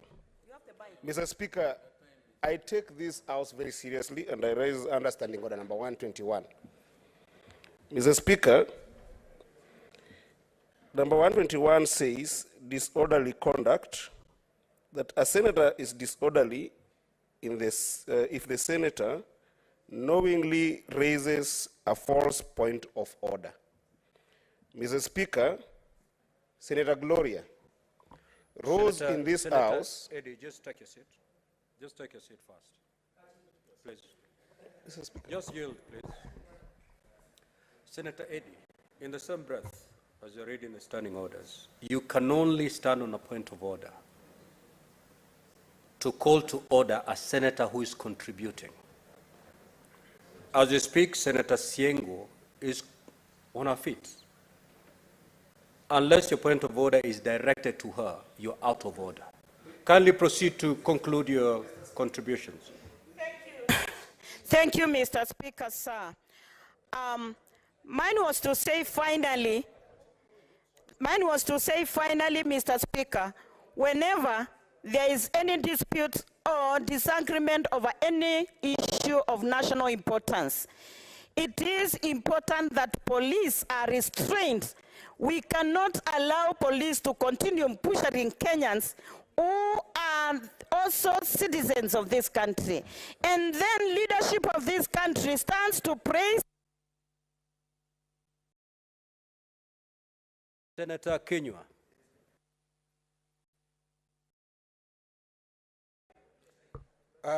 Asante Bwana Spika kunipa fursa hii. Bwana Spika, laiti tungelifuata filosofia ya Nyayo ambayo inasema amani, upendo na umoja. Bwana Spika, umoja ni nguvu, utengano ni udhaifu. Bwana Spika, mazungumzo ni mazuri kwa sababu sisi sote tuko katika nchi yetu ya Kenya, Bwana Spika. Na haya mazungumzo yalianzwa na maseneta werendi sana, Bwana Spika. Unakumbuka Seneta Enoch Wambua wa kutoka Kitui na Seneta Wakili ambao walianzisha haya mazungumzo. Na msingi walioweka, Bwana Spika, laiti ni msingi huo ungetumiwa kwa sababu waliangazia mambo ambayo seneti hii, shida zinazopitiwa na seneti hii. Nafikiri hayo mazungumzo, Bwana Spika, yangeendeleza hayo maneno, Bwana Spika. Kwa sababu, Bwana Spika, ukisoma kitabu kitakatifu cha Mungu kinasema watu wakitembea wakiwa wengi wanaweza kwenda mbali. Mtu akitembea peke yake ataenda haraka, Bwana Spika, na atasulubiwa akiwa peke yake. Kwa hivyo ni vizuri vile ambavyo kuna haya mazungumzo, watu wazungumze. Lakini, Bwana Spika, kwa sababu mimi ni mfugaji, Bwana Spika, na ninajua ya kwamba ng'ombe akishambuliwa na simba, Bwana Spika, ni vizuri kufuata simba, Bwana Spika, badala ya kuja kupambana na hawa nzi ambao wanafyonza damu ya yule ng'ombe aliyoachwa. Bwana Spika, sisi tunajua simba ni yupi, Bwana Spika, ambaye ameleta shida hizi, Bwana Spika. Na juzi tu mimi nimemsikia akisema ya kwamba akileta vitisho ya kuwa haya mazungumzo yakivurugwa watu watarudi katika maandamano, Bwana Spika. Sisi tunataka kukashifu hayo mambo, Bwana Spika, kwa sababu ikiwa watu wamekuja kwa mazungumzo, tunamheshimiwa Kalonzo Musyoka, Bwana Spika, tunamheshimiwa Ishongwa, Bwana Spika. Bwana Spika, tunamheshimiwa kiongozi walio wengi katika seneti hii ambaye tunamuenzi na tunajua kwamba atafanya mambo ya busara katika haya mazungumzo. Lakini, Bwana Spika, ikiwa baada ya sisi kusema tumekubaliana watu waende katika mazungumzo, vitisho vinaanza, tutaenda katika maandamano, Bwana Spika. Na kila mtu anajua, Bwana Spika, Bwana Spika, shida zilizoko katika nchi hii ya Kenya. Ni nani anayeleta hizi shida, Bwana Spika? Sisi tulikubaliana na watu tayari wakasonga mbele, Bwana Spika. Watu wakasonga mbele, uchaguzi ukafanywa, rais akatangazwa, lakini sasa, Bwana Spika, kuna vijisababu na vizigizio ya kwamba ati haya mazungumzo, Bwana Spika, yanaelekea kuanguka. Na, Bwana Spika, mimi nikiangalia kwa ndani kabisa, nimemsikiza Mheshimiwa Mungatana, nikamsikiza Mheshimiwa Dulo, na hao ndio wamegonga dipo, Bwana Spika. Hakuna mahali ambapo kunasemekana ya kwamba mshindi akishinda, Bwana Spika, anapaswa kukaa chini aongee na wale wengine ambao waliwashinda. Senator Shakila. Asante Mheshimiwa Spika kwa kunipatia hii fursa kuchangia huu mswada. Mheshimiwa Spika, naunga mkono huu mswada na nawapongeza viongozi kwa kukubaliana kukaa chini kuleta amani ya nchi ili nchi ipone. Mheshimiwa Spika, mazungumzo ni kitu muhimu sana. Lakini mazungumzo yanaweza kuharibiwa na wale ambao wako nje wanaochangia uchochezi. Mheshimiwa Spika, tunaomba hususan sisi viongozi tuache uchochezi, tuache ile kamati ambayo imechaguliwa ifanye kazi yao, ilete ripoti yao ili ipate kujadiliwa, nchi ipone. Lakini tukianza uchochezi kabla hata mazungumzo hayajaanza, Mheshimiwa Spika, sioni kama tutafika kokote juu ya mazungumzo kama haya. Na jambo lingine, Mheshimiwa Spika, tumeongelea sana hapo juu ya vitu kuharibiwa, watu kuuawa, lakini ukweli ni kwamba wale wanaoenda maandamano hawana silaha. Silaha zinakuwa na polisi. Kwa hivyo tunataka pia wale polisi ambao wamesababisha vifo wachukuliwe hatua, na wale ambao wameuawa pia wawe compensated, wafidiwe kwa yale mauaji ambayo yametokea kwa zile familia ambao wamepoteza wapendwa wao. Kwa hivyo Mheshimiwa Spika, haya mazungumzo tunaomba yawe ni mazungumzo ambayo yataleta natija kwa nchi, na isiwe ni yale mazungumzo ambayo tutarudi kwenye ile BBI ambayo ilifanyika last time. Tunaona pengine mazungumzo kama haya yakienda kuwa BBI, sioni kama kutakuwa na natija yoyote, lakini tunaomba ni mazungumzo yao yataleta natija, yataponya nchi na yataleta umoja na nchi ipate kuendelea mbele. Asante Mheshimiwa Spika. Senator Mundigi.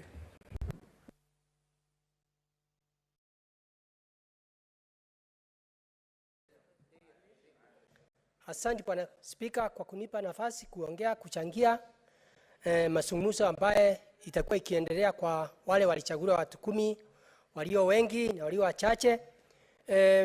Yangu ni kidogo tu kusema itakuwa ni aibu kubwa sana kutoka miaka mingi, kila miaka 5 tukichaguana, walio wachache wakishindwa wanaenda kurusha mawe, wanaenda kuua watu, kufanya mambaya, halafu kila wakati yote wanakuja kusema tusemesane. Ingawa katika Biblia inasema watu wawili wawezi kutembea pamoja bila kuelewanwa, mimi naunga mkono, lakini nataka niseme mwaka wa 2027 tutaenda kwa uchaguzi. Nataka mjiandae, tukutane pale, hii itakuwa ni mambo ya mwisho. Nataka nimwambie pia, mnakumbuka katika Biblia Yesu alikuwa anatembea na Judas na kuridhika mpaka dakika ya mwisho. Kwa hivyo mkifikiria mtakuwa kila wakati yote mnajifanya kama Judas, mwaka wa 2027 mpaka tutawatimua mbio na mtarudia hivyo mpaka tutawatema. Ya pili, mnasema mambo ya kufungua sava. Ya tatu, mnasema mambo ya kuua. Mambo mingi mmesema na nyinyi mmeharibu. Hata mambo ya mvua mngeulizwa, hata mvua ingenyesha. Kwa hiyo niko na huzuni sana na nyinyi. Mvurundi, tusemesane, tusikie pamoja. Biblia iko juu, wacha mseme Biblia iko chini. Biblia iko juu, tutatembea pamoja ndio tuweze kuenda safari moja kwa hii kipindi ya miaka 5. Asante Bwana Spika, naunga mkono. Lakini sio ile ya Judas na Yesu. Honorable Senators, the 1 hour is long spent. I will therefore call upon the mover to reply.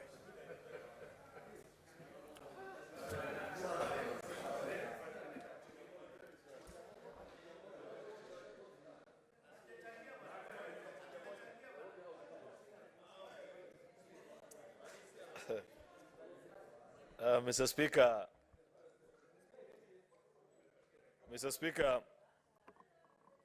I beg your attention.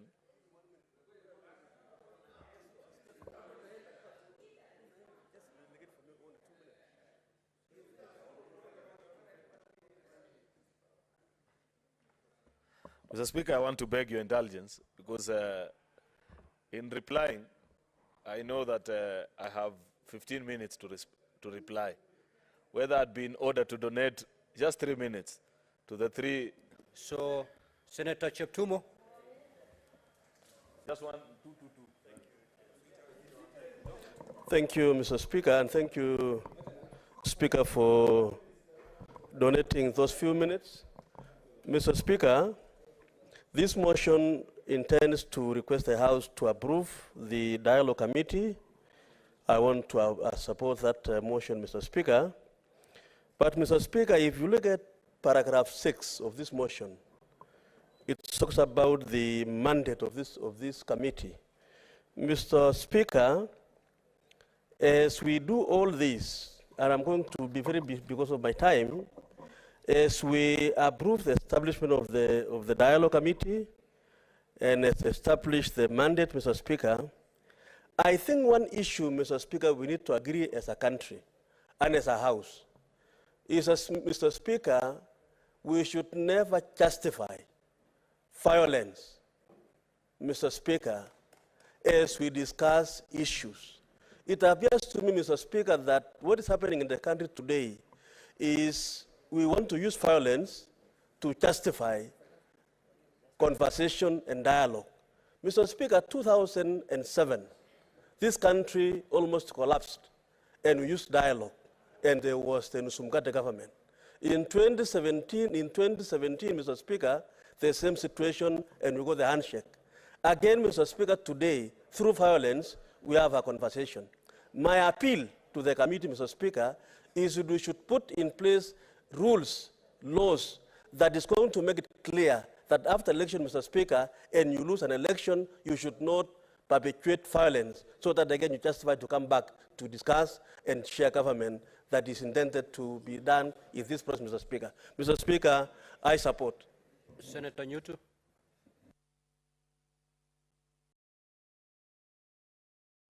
Thank you, Mr. Speaker, for affording me this opportunity. I also rise to support this motion. But of course, like those that have spoken before me have said, Mr. Speaker, we may want to urge this dialogue committee that will be formed that it should only discuss matters affecting Kenyans and not any particular individual, Mr. Speaker. And Mr. Speaker, though dialogue is a good thing, but we may want to beseech all of us that you should have dialogue not only after elections, that dialogue should not be provoked through demonstrations and violence, Mr. Speaker, that we should be talking to one another as Kenyans, even when we do not have elections, and even when we have not come out of elections. And Mr. Speaker, we must call out the hypocrisy from the Azimio side, that only one election out of 6 is problematic all the time. It cannot be, Mr. Speaker, that all the other 5 elections, apart from the presidential election, are okay, but the presidential election is never okay, and thus demonstrations have to happen, and we are forced into a dialogue. So, Mr. Speaker, in conclusion, let this dialogue committee not discuss anything else other than issues affecting Kenyans and not the leaders in Azimio or whichever side. Thank you, Mr. Speaker. I rest my case. Senator Wamatenga. Thank you very much, Mr. Speaker. I was a bit worried, Mr. Speaker, when you called the mover to reply. Today in the morning, I set off from Nyeri very early to come and contribute to this debate. Mr. Speaker, sir, I would want to urge us sitting in this House, we were all elected. Mr. Speaker, sir, we know that it is important, yes, to have a conversation. But as important as it is to have a conversation, I would want to challenge ourselves, moving forward, now that we've agreed to embrace dialogue, we would want to see the minority side, when the CSs come here, sit down and listen and from their question. Mr. Speaker, sir, it is quite unfortunate, and I would want to urge the team that has been chosen to read this dialogue. In the last paragraph of their report, let us give us a formula that will ensure that Kenyans will no longer die on the streets because somebody has lost an election. Mr. Speaker, sir, it is indeed very deceptive. We know that the only genuine conversation is held every 5 years as envisaged by our Constitution. It is indeed very unfair to the Kenyans, to the taxpayers, in a country that is really struggling to make economic recovery, that we have subjected the taxpayers again into paying additional costs for making 10 people sit down, and some of the name. I wish so much, Mr. Speaker, sir. In the other list that I saw, Senator Wambua, who is a good debater, who is a committed Christian, other than having somebody like Eunice Wamarwa, who you know that does not even qualify. And I would recommend in this House that we expunge the name of Eunice Wamarwa and replace that name with Senator Wambua, who we know is committed to delivering this country. Mr. Speaker, as I sit down, I would want to say that it is important that we have the right people in the right table so that we can move forward. Mr. Speaker, I support. Senator Kamar.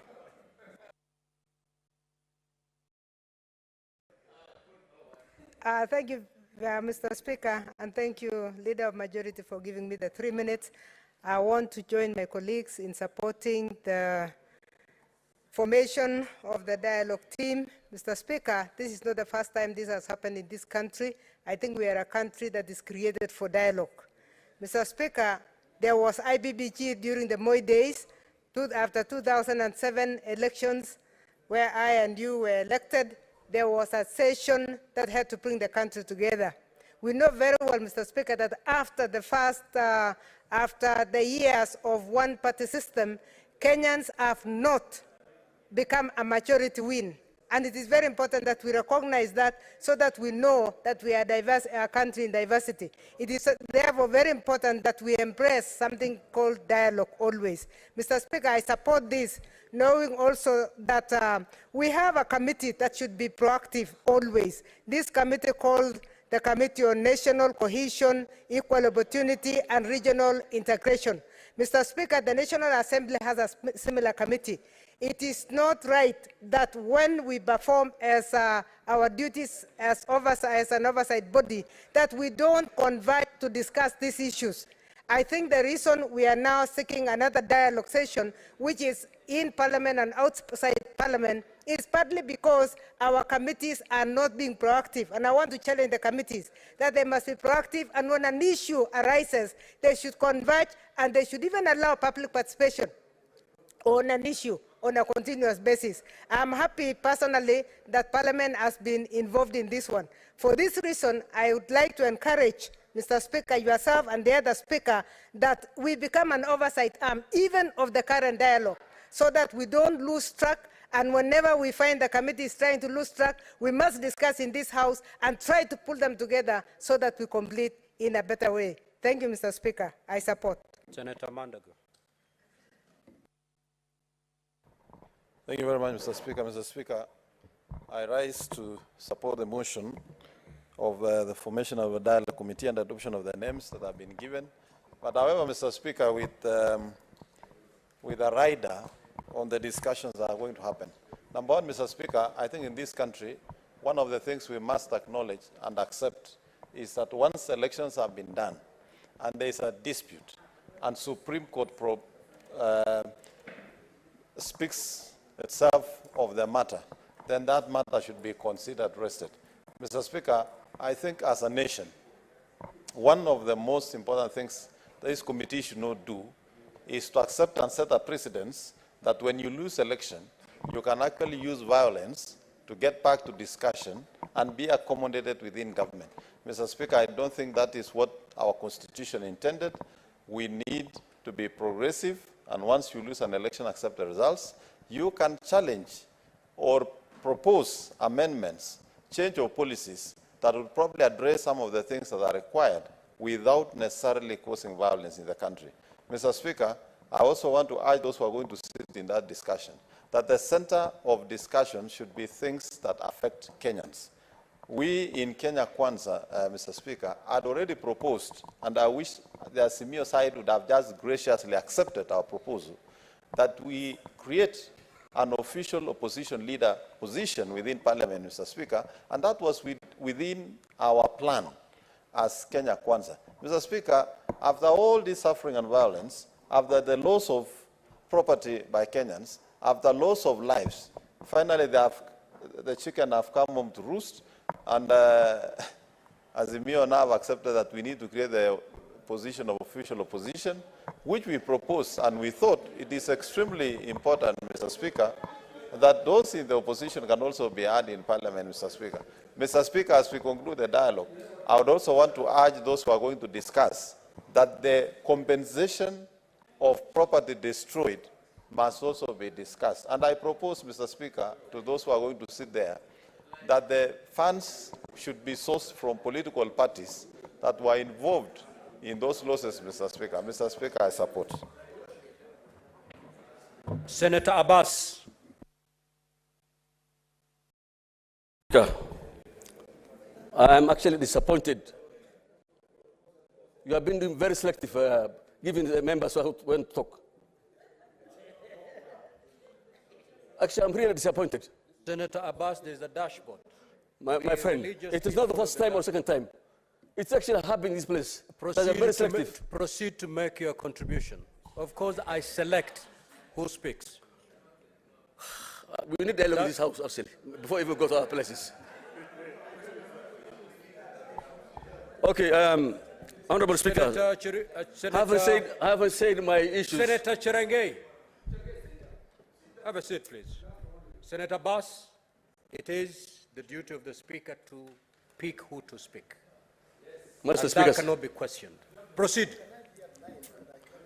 Okay, Mr. Honorable Speaker, I support the motion on the formation of the dialogue committee. I think this is the most appropriate time. This country has actually had a lot of problems in the past and even today. As we proceed with the dialogue, I want to ask the committee members to be very focused, and they should not be listening to other people outside the committee. And the committee must take the interest of Kenyans first. And one thing I to tell the country is that actually leaders should allow the dialogue to continue without any interruption. Because you hear always a story that the dialogue meeting, this bipartisan meeting is exercise in futility from top leaders, which is a very unfortunate situation. It should not happen. You hear that if it does not succeed, that we are going back to the street. That should not happen. Therefore, I think this country needs to heal. This country needs to come together. This country needs to move forward. We have had enough. Many Kenyans have died. Many Kenyans have lost their properties.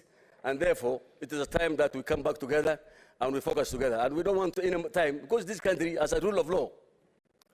The Constitution has allowed elections to take place. And then every year of the cycle of elections, we have problems. This should not happen. The winner must also accommodate. The loser must accept to have lost. Thank you, Mr. Speaker. Senator Sige, Wakili.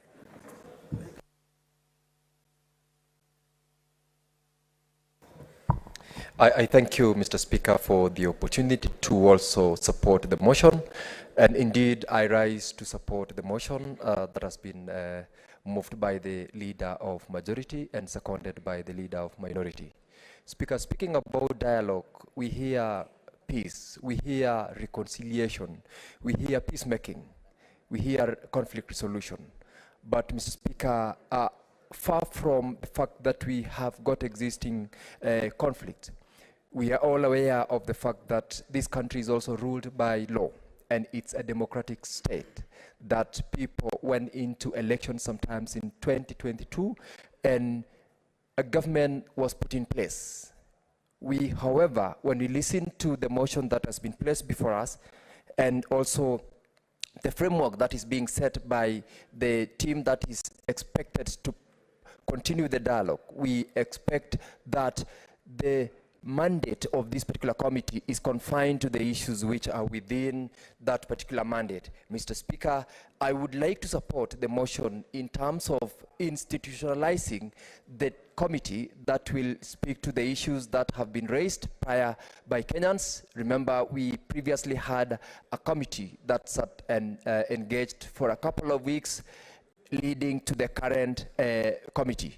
And Mr. Speaker, it is listening to the move by the leader of majority, the issues that will be a subject of discussion before this committee are limited to developing reforms, facilitating dialogue, and bridging the differences between the two communities, which in this, the two political formations, Mr. Speaker, which in this case will ultimately allow the people of Kenya to allow the government of the day to execute on the mandate that was granted by the people in the election that was conducted in the year 2022. Mr. Speaker, I support this motion with those reservations, and I... Honorable Senators, I have 15 more senators wishing to contribute. We have long surpassed the 1 hour mark. The mover who is supposed to reply donated his reply time to the senators who have just allowed to make some contribution. I will therefore allow the mover under 1 minute, because that is what is left of you. to... 1 minute. Okay, thank you, Mr. Speaker. Mr. Speaker, I want to thank my colleagues who have taken time to comment on this very important exercise. You know, Mr. Speaker, as many shades of opinion have been expressed on this particular issue, that points to the task that is ahead of us. And we will try our best as a team to make sure that we move the country forward in this very difficult time. I appreciate each and every senator that has taken time to comment on this particular issue.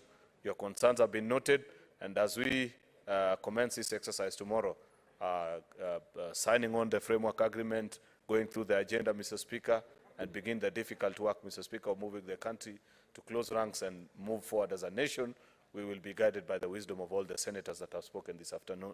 So I thank you and appreciate you, colleagues senators, for the time that you took. To those that didn't get an opportunity to speak, Mr. Speaker, my most sincere apologies. I'm sure we will find an opportunity again when we present the report before the House, Mr. Speaker, after 60 days, for them to comment and speak on it. With those very merited remarks, Mr. Speaker, I beg to move. Thank you. To reply, sorry.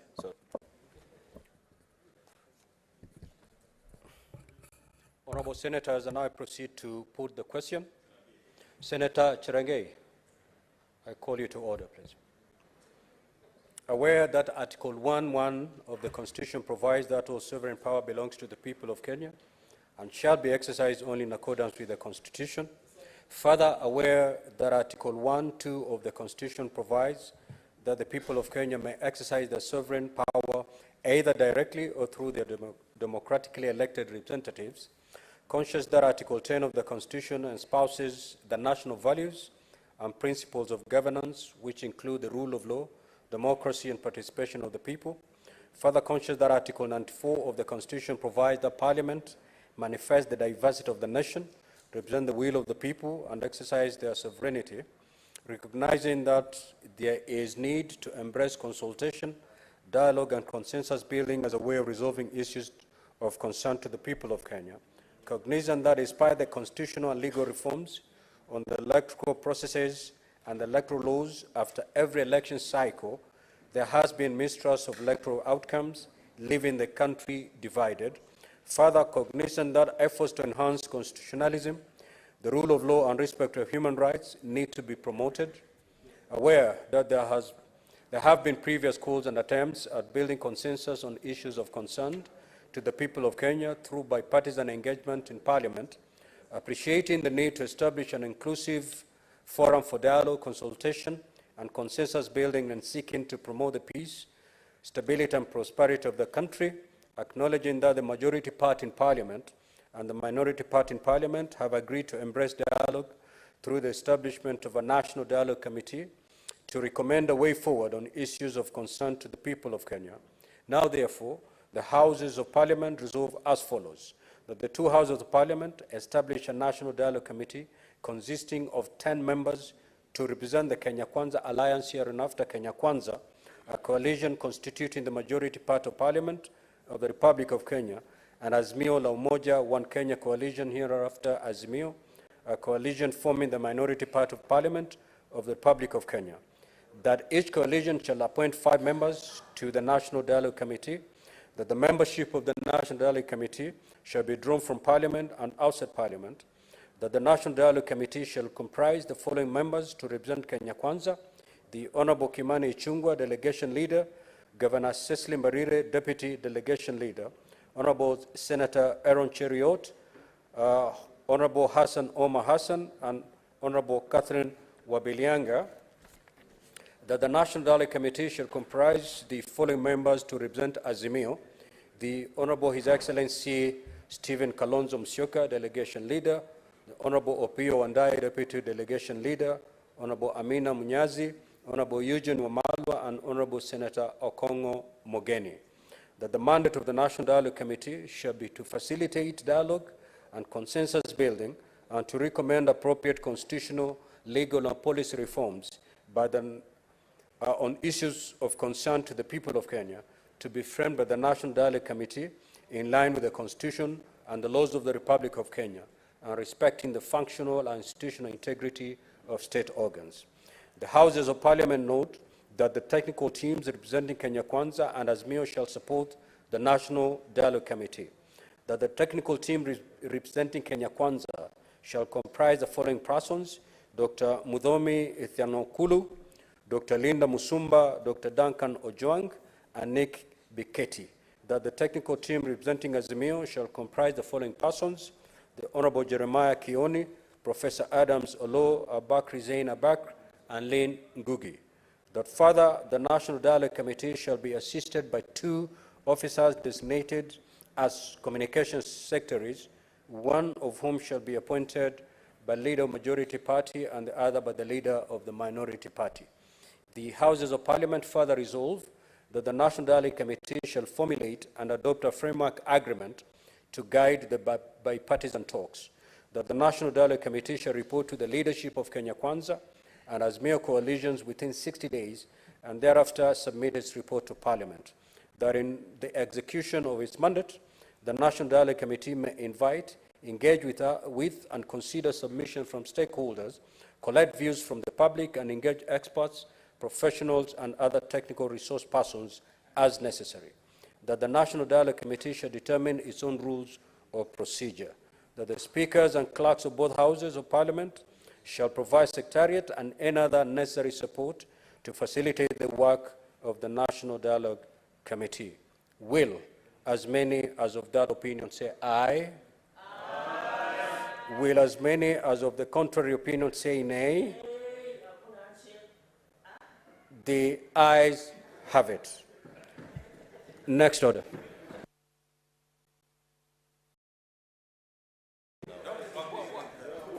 Order number 9, the Public Finance Management Amendment Bill, National Assembly Bills number 16 of 2023, second reading division.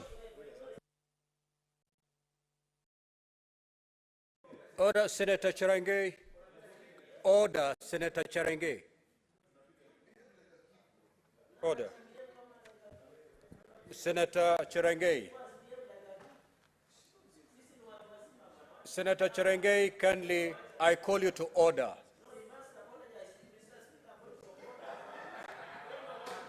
Senator Cherangay, have your seat, please. Kindly take your seat. Senator Cherangay, kindly take your seat. Take your seat. I will handle that. Senator Cherangay, take your seat. Senator Cherangay, you take your seat or I'll throw you out. Senator Cherangay. Senator Cherangay, take your seat. Take your seat. I'll handle that. I will handle that. Take your seat.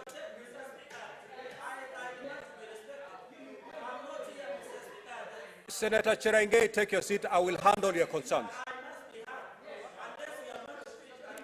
Take your seat. I will handle your concerns. Just take your seat.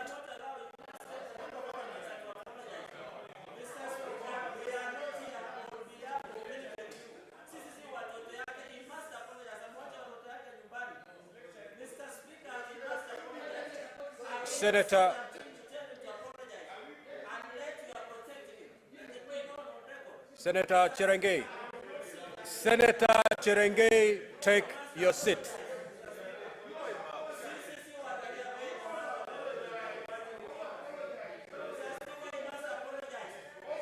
Take your seat. Sergeant at arms.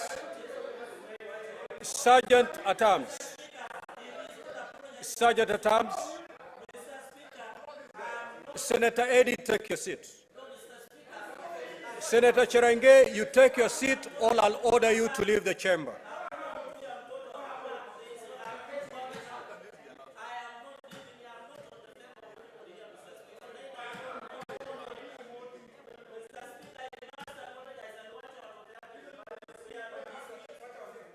Senator Cherangay.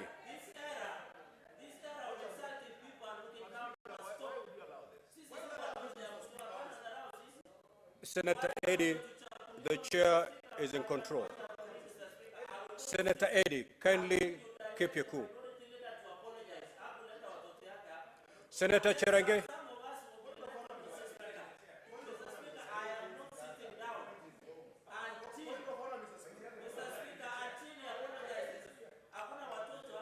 Senator Cherangay, having prosecuted your concern, kindly take your seat.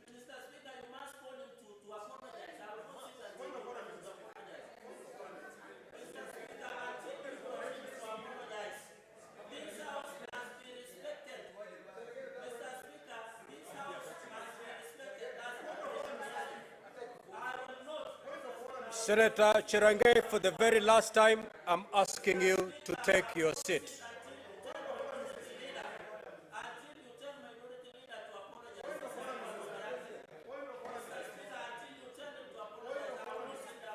Senator Cherangay, you're out of order. Kindly proceed to leave the chamber.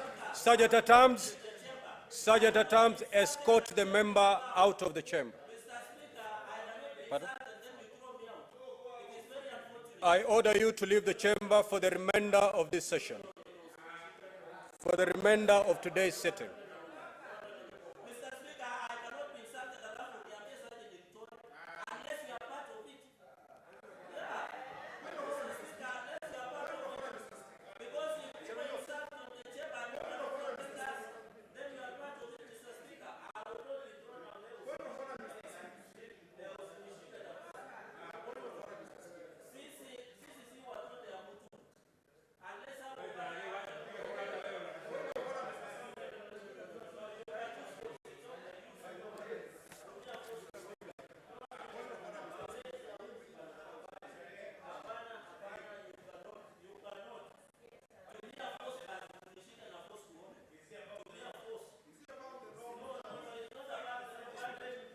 Sergeant at Arms, kindly use the necessary force under Standing Order 126 to get the senator out.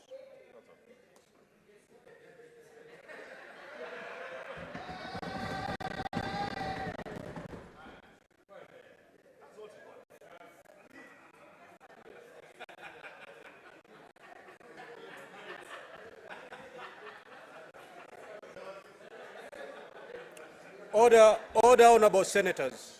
Order, honorable senators. Senator Mazayo, your utterances are totally out of order. You cannot call a colleague a kid. All the senators seated here are honorable senators. Kindly proceed to withdraw that statement, failure to which I will ask you to leave the chamber. Withdraw and apologize.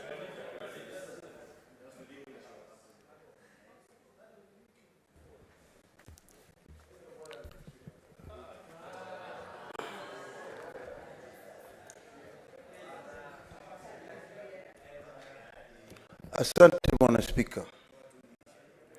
Bwana Spika, nasikitika kwa matamshi niliyosema kwa ndugu yangu Cherangay. Ni bahati mbaya na mimi nataka kuyachukua niyaregeshe. Asante sana Bwana Spika. Sergeant at Arms, kindly ring the division bell for 5 minutes. For just 2 minutes.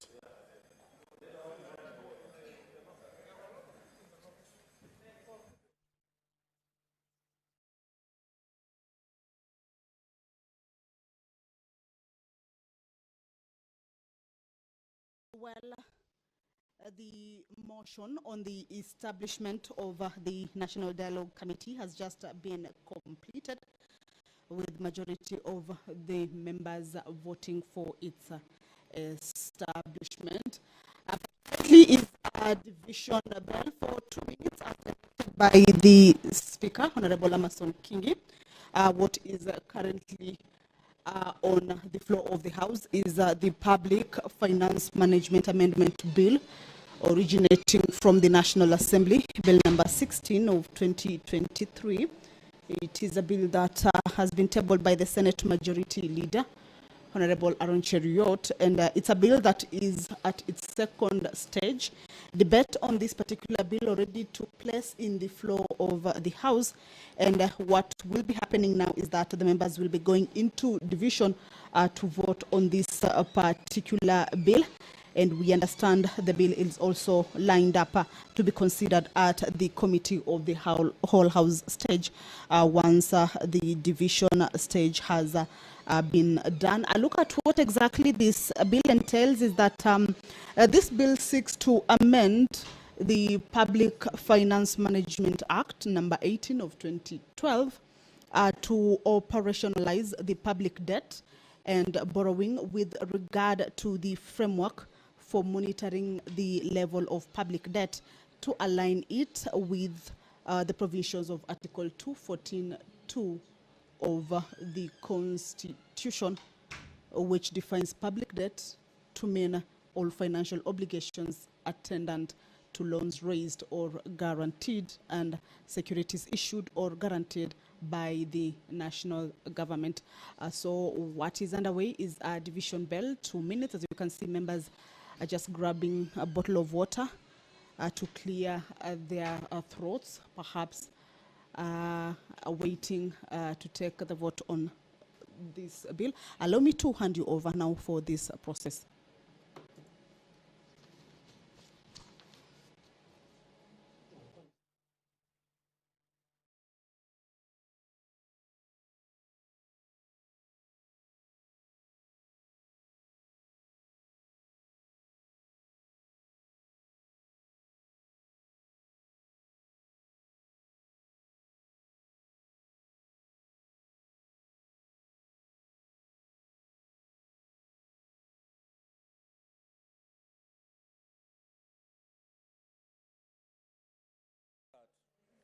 Kindly remove your delegate's card from the unit. Just remove your card from the unit. Such at times go around and pick the cards that are still in the delegate's unit.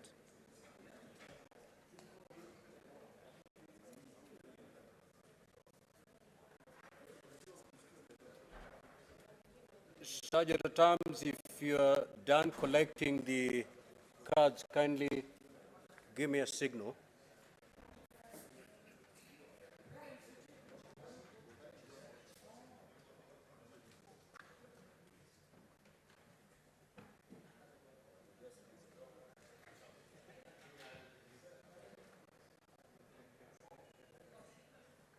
Sergeant Times, are we ready? Good. Now, honorable senators, kindly log back into the delegates unit and vote by pressing yes, no, or abstain. And the voting is hybrid. We will also allow those who've joined us online to also take part in the voting. Log back and proceed to vote. Voting starts now.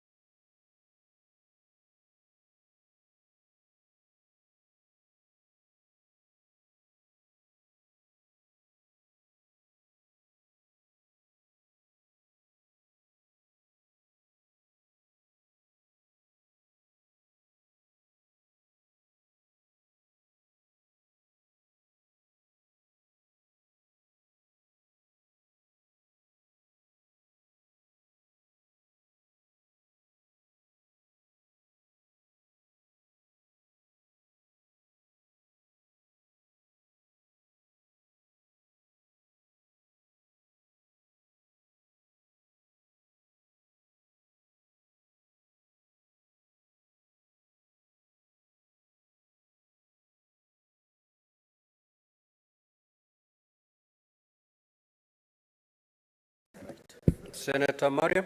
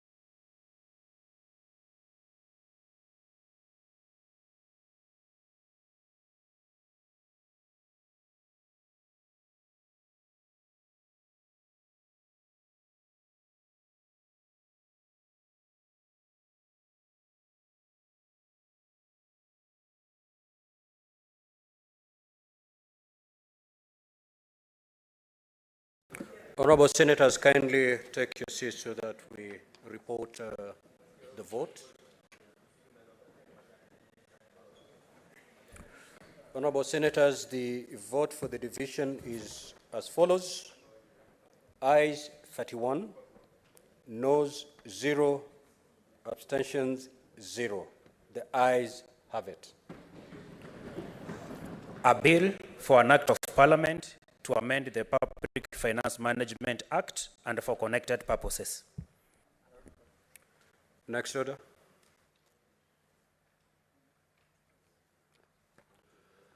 Subject to terms, kindly open the doors and withdraw the bars. Order number 10, Committee of the Whole, the Public Finance Management Amendment Bill, National Assembly Bills number 16 of 2023.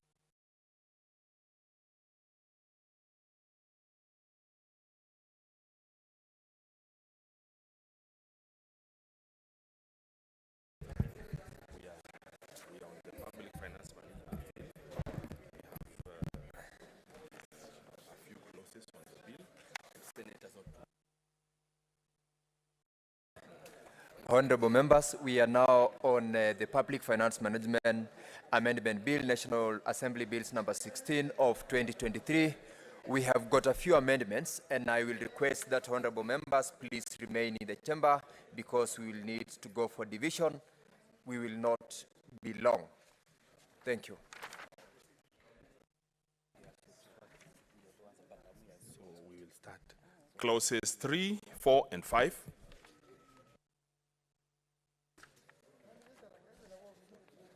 Honorable members, I propose the question that clauses 3, 4, and 5 be part of the bill. And I put the question that clauses 3, 4, and 5 be part of the bill. Division at the end. Clause 6. Honorable members, I propose the question that clause 6 be part of the bill. I also ask the chairperson, Standing Committee on Finance and Budget, to move the amendment.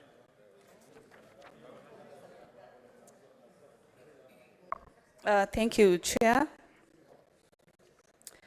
I do propose that the amendment on clause 6 be amended as indicated in the order paper. And Mr. Chair,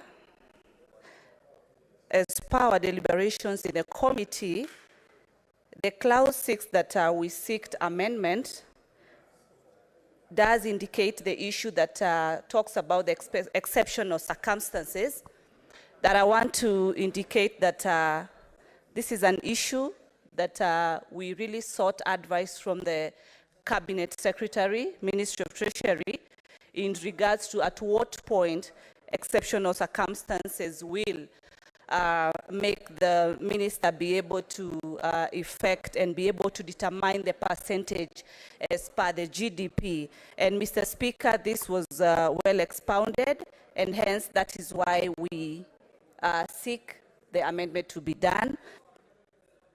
The National Assembly not being the only house, this is a bicameral assembly. Mr. Chair, can I be heard in silence? Honorable members, Senator Lelengwe. Senator Lelengwe, kindly take your seat. Give Senator Tabi that time to prosecute the amendment. Thank you, Mr. Chair. And we also noted as a committee that this amendment was only in regards to the issue of the debt status of this country.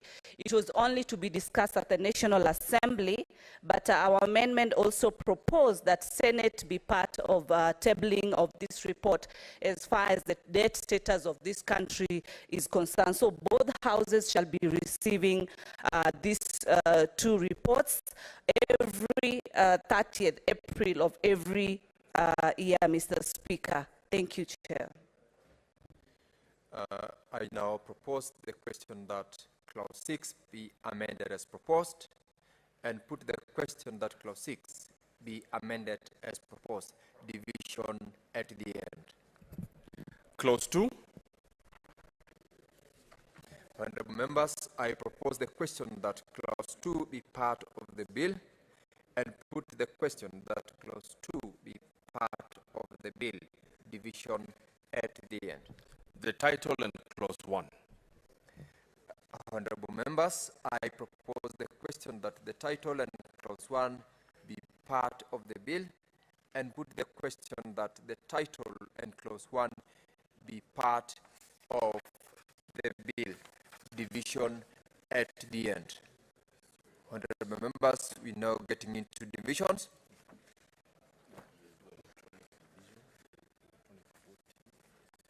We're going to conduct electronic voting, and I'll request that honorable members be prepared.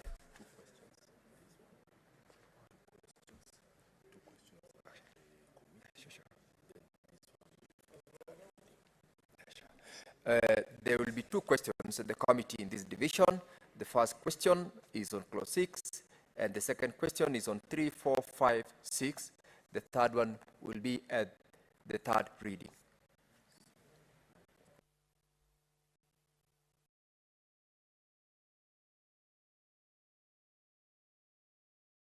Honorable members, I now put the question that clause 6 be amended as proposed.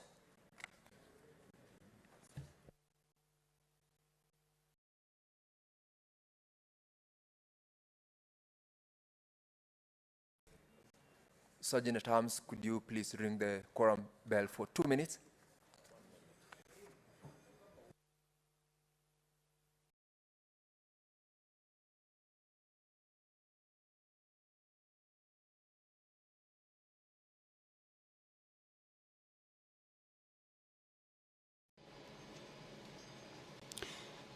Well, two amendments, or rather just a few amendments, had been brought forth on the Public Finance Management Amendment Bill 2023, Bill number 16 of 2023, originating from the National Assembly, which is currently at the Committee of the Whole House stage on the floor of the Senate this afternoon. And the amendments have already been moved, and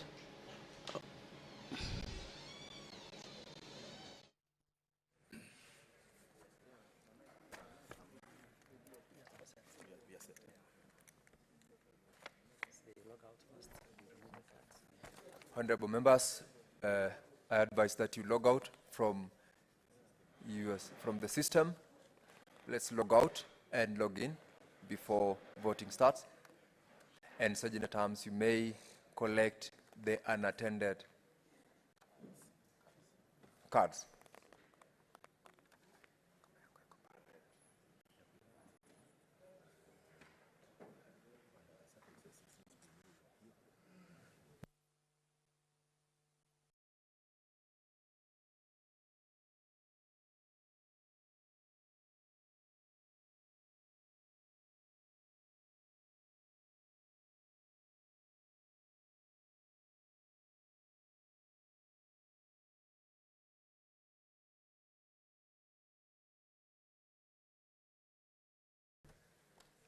You may now log in. Kindly log in.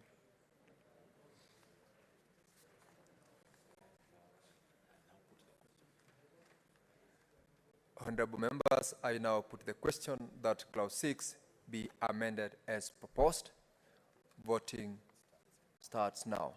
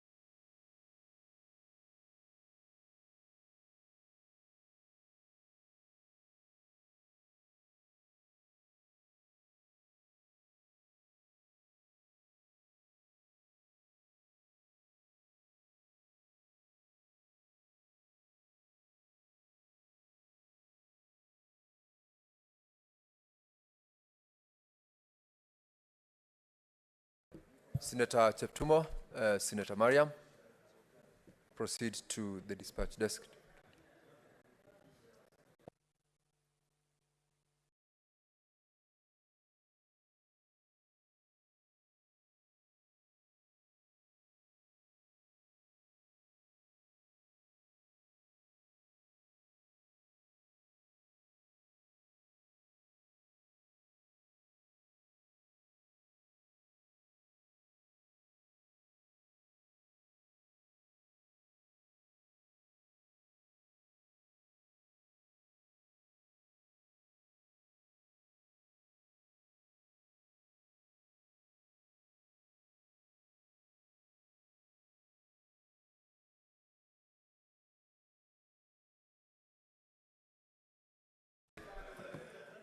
Honorable members, we now move to the next question that is on all clauses, and I put the question that clause 3, 4, 5, clause 6 as amended, clause 2, the title, and clause 1 be part of the bill.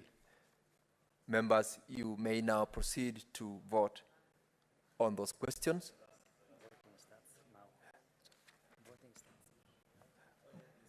Yes, voting starts now. Proceed to vote.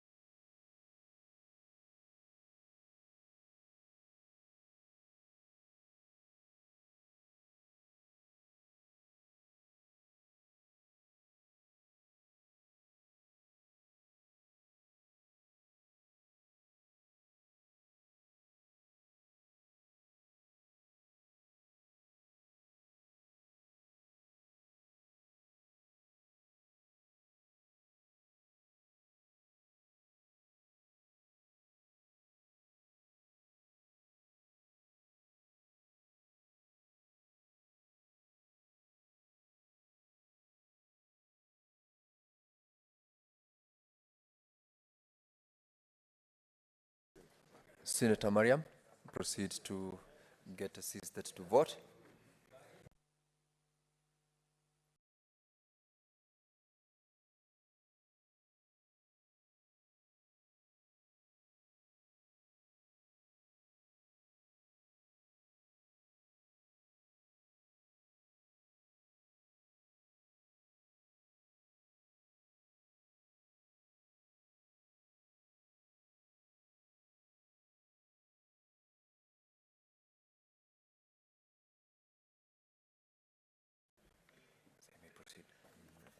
Honorable members, these are the results of divisions under clause 6. Ayes 31, nays 0. The ayes have it.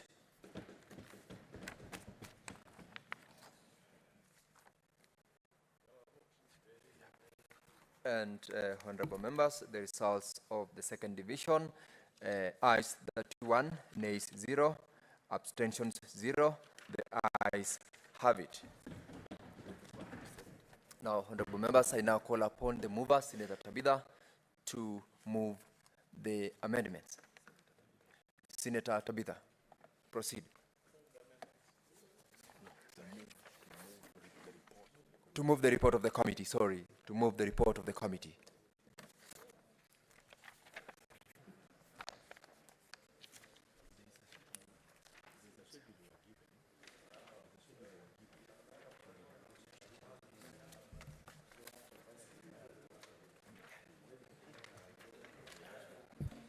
Sergeant at Arms, you may just hold for a few minutes, just hold for a second.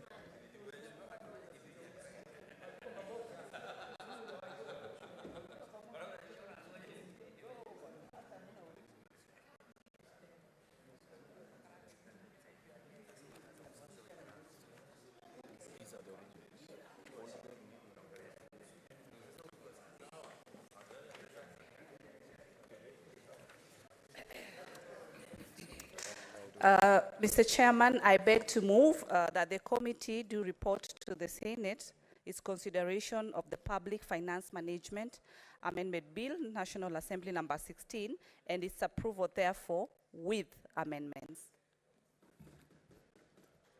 Honorable members, I now put the question that the committee do report to the House its consideration of the Public Finance Management Amendment Bill, National Assembly Bills number 16 of 2023, and its approval thereof with amendments.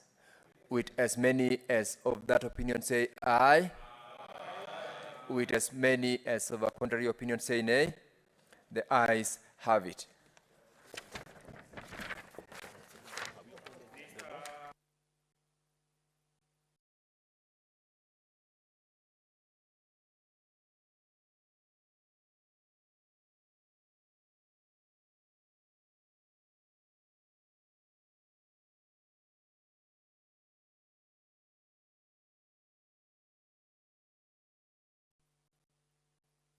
The last vote, the third reading.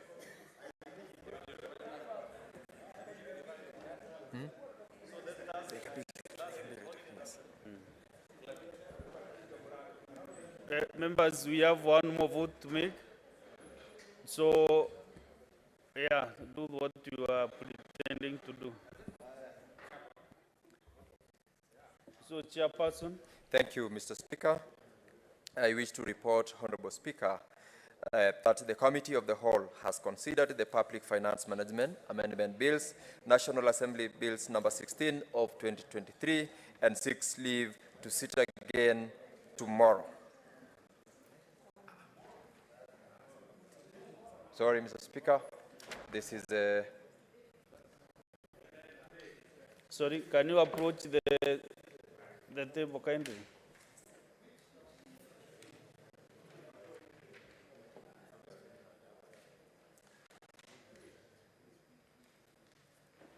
Mr. Speaker, I withdraw my earlier report, and Honorable Speaker, I beg to report that the Committee of the Whole has considered the Public Finance Management Amendment Bill, National Amendment Bills number 16 of 2023, and its approval thereof with amendments. Thank you. I thank you. Very well. Mover. Mover.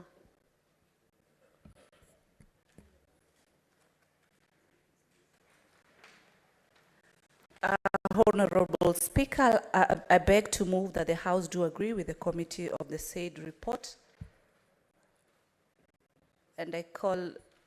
Yeah, who is your second? I call Senator Eddie Okech to second. Is he aware that he is to second?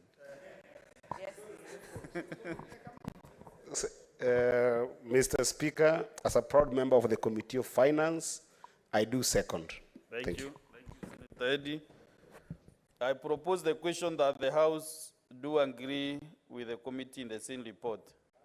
I put the question that the House do agree with the committee in the same report. As many as of that opinion say aye. As those of the contrary opinion say nay. Okay, move again.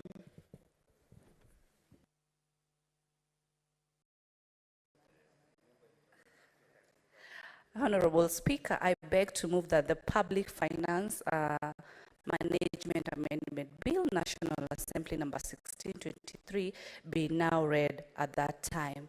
I still ask Senator Eddie Okech to second. Senator Okech. Mr. Speaker, I do second. Thank you.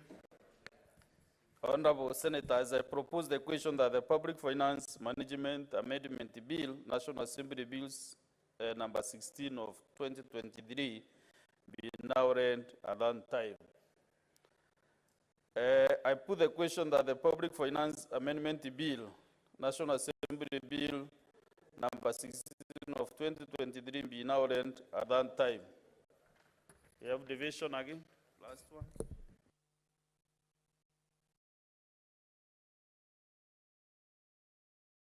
Ring the column bell for 1 minute. Or the shortest time that you can be able to do it.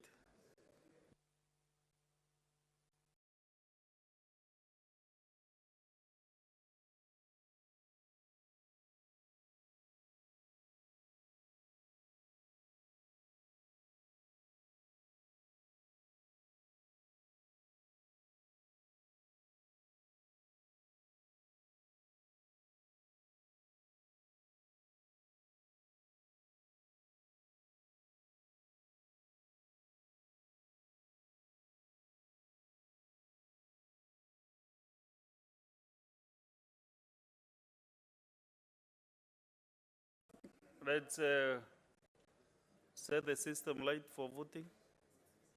Sitting the members, can you kindly vote? Proceed and vote.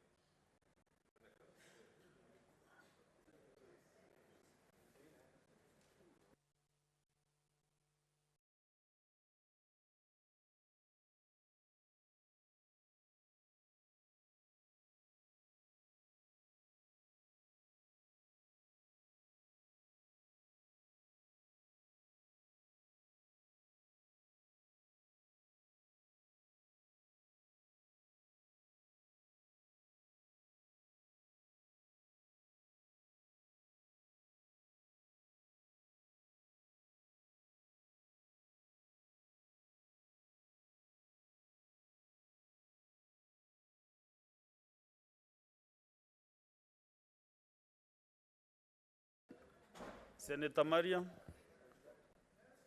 approach the table.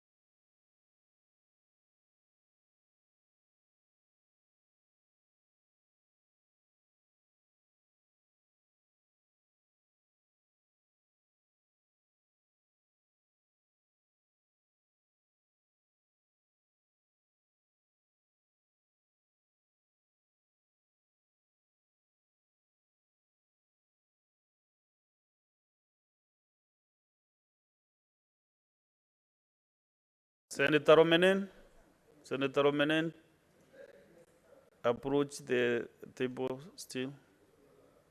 Senator Romenen, I think your vote was not taken. So approach the Secretariat.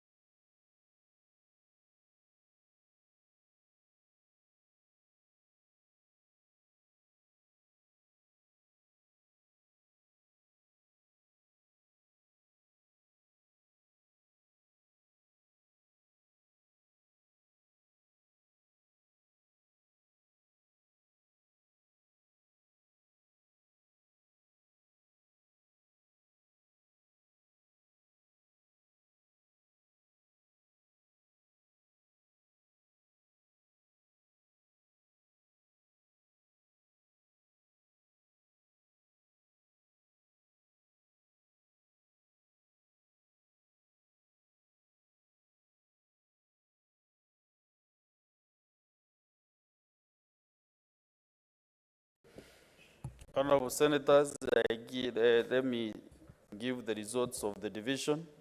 The ayes, that 1, nays, 0, abstention, 0. So the ayes have it. A bill for an act of parliament to amend the Public Finance Management Act and for connected purposes. Honorable Senators, I want to thank you most sincerely for finding your time to come to the Senate today. I know you are very busy in other areas of jurisdiction. So, Senators, Honorable Senators, can you open the doors kindly? So, Honorable Senators, there being no other business on the order paper, The Senate stands adjourned until Tuesday, 5th September 2023 at 2:30 p.m. It is so ordered.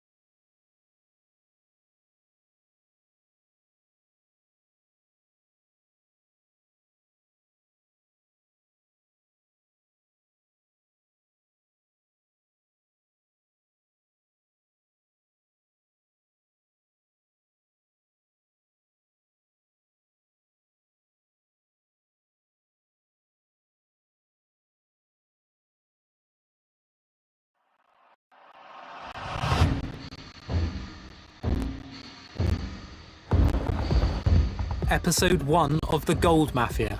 We love the gangster lifestyle. You live by the gun, you die by the gun. The biggest challenge Zimbabwe now faces is the gold mafia. Al Jazeera's investigative unit infiltrates the rival gangs that control Africa's gold. As long as you grease the wheels in Africa, there's no issue. Smuggling. That's what it is, smuggling. All the paper trails, it's not like somebody can question. Former members of the Gold Mafia speak exclusively to the I Unit. The gold mafia is bigger than the government, bigger than any of the authorities. What do you think will happen? They kill you, don't they? Exactly. Undercover journalists pose as gangsters who want to launder more than $100 million. It's black money. These funds are substantial. The I Unit obtains thousands of confidential documents that expose how organized crime groups use gold to launder money. You sold it to a refinery and the money got paid in the bank account. So it's very clean that way. Once it's refined, it's practically brand new gold. Good washing machine, right?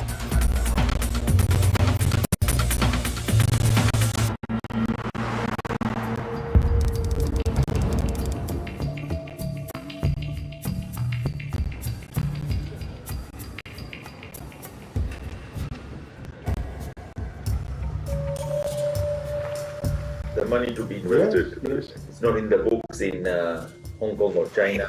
It is black money. These funds are substantial. Is it 100 million? Is it 50 million? Is it 10 million? Is it 20 million? Is it It's more than 100. Okay. Kamlesh Patni is one of Africa's most notorious gold dealers. He calls himself Brother Paul after founding his own church.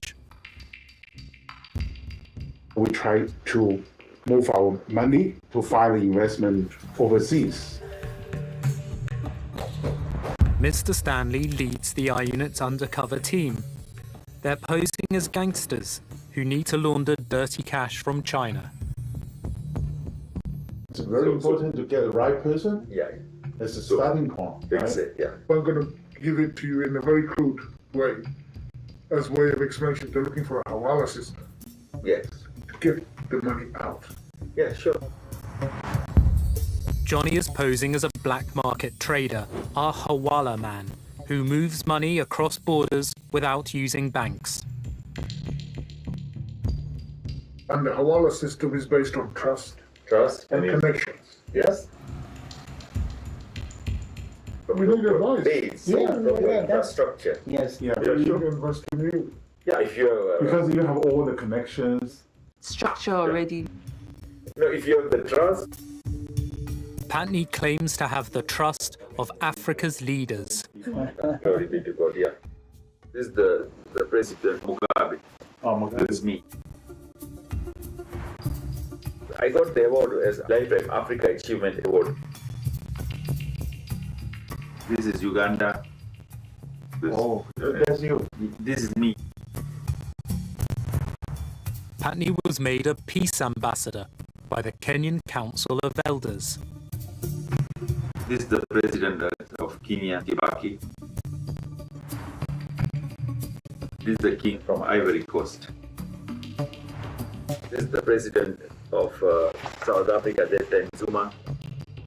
That is, of course, the AU, Africa Union chairman at that time. You know, the Libyan president, Gaddafi.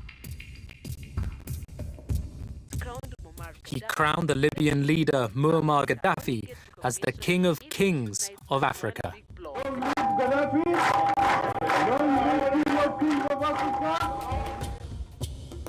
After Gaddafi was killed, the pastor anointed Zimbabwe's President Mugabe as the King of Kings. Mugabe was dethroned in a military coup in 2017. His successor is Emerson Mnangagwa. Today, we are witnessing the beginning of a new and unfolding democracy for our country. President Mnangagwa is using a UN climate change conference to attract foreign investment. Zimbabwe is open for business. His presidential envoy is also at the conference and agrees to meet undercover reporters. Zimbabwe is like really open for business when we say these things. Okay. He says he has the president's authority to make a deal with Mr. Stanley. The name is plenipotentiary. Pleni simply means full, potential means power, so full power. That means I can sign contracts, I can sign treaties with the government without the president getting involved. And then they will be binding. Hubert Angel is Zimbabwe's ambassador at large to Europe and the Americas.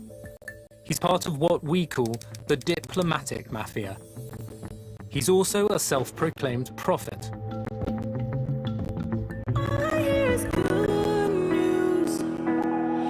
Angel leads the Good News Church, which has 15 branches around the world. Woman with a tripped nerve. He appears to heal the sick. Yeah. It takes the power of God, but it takes somebody to believe for something to happen like this. His prophecies include football scores from the English Premier League. When it comes to football matches, I'm on TV, live TV, talking about it's going to be 2, this one is going to score, this one is not going to score, and it's live around the world. Before a match plays, we'll tell you if it's draw. Today is what? West Ham versus Leicester City, right? I'm just hearing. Both teams scored 2-2, just as Prophet Angel prophesied. Powered by the Holy Spirit, Hubert Angel. We have the men of God working with us. President Mnangagwa appointed Angel to one of the country's highest diplomatic posts. He is my first ambassador at large assigned to promote Zimbabwe brand. We had to subject this young man to training in diplomacy. It's difficult to train a prophet. We were surprised that he did well. Ambassador at large, I'm ambassador to 85 countries, but on the special envoy, I'm a representative of the president. You represent thank the president. Yeah. So if you then look on paper on that position, I'm number 2. And there is no position like that in the country. It was just one position that was never filled in. And it's created for you. Yeah, it was created. So one and only one. Miss Sin is another undercover reporter. She's posing as Mr. Stanley's financial advisor. We are the government. Yeah. I can call the president now, not tomorrow, now, and put him on speaker. It's not an issue. The president is trying to create a legacy right now. Yeah. So it is the right time to strike now and go like we're in. Angel claims to foretell the destiny of Africa's leaders. 4 days before the Ghana presidential elections, Prophet Hubert Angel gave the word of the Lord, declaring the outcome. No, it's not the rejection of Mahama, but he that is called Adonana shall remain in power. And you want to know what will happen in the election in Zimbabwe? How many times have I spoken about it? All I'm saying is don't... Mnangagwa's win in 2018 is known in advance. Political parties. There's no point supporting the opposition. Don't waste your time wearing all these t-shirts and regalia and meeting people at these conferences and these meetings. Just concentrate on Jesus, eh? You waste your time. Mnangagwa will also win Zimbabwe's next election. The deal to launder Mr. Stanley's money is safe. Okay, let me just say, don't worry. Yeah. Don't worry. This president will be president until he dies. That's a lot. I get your word.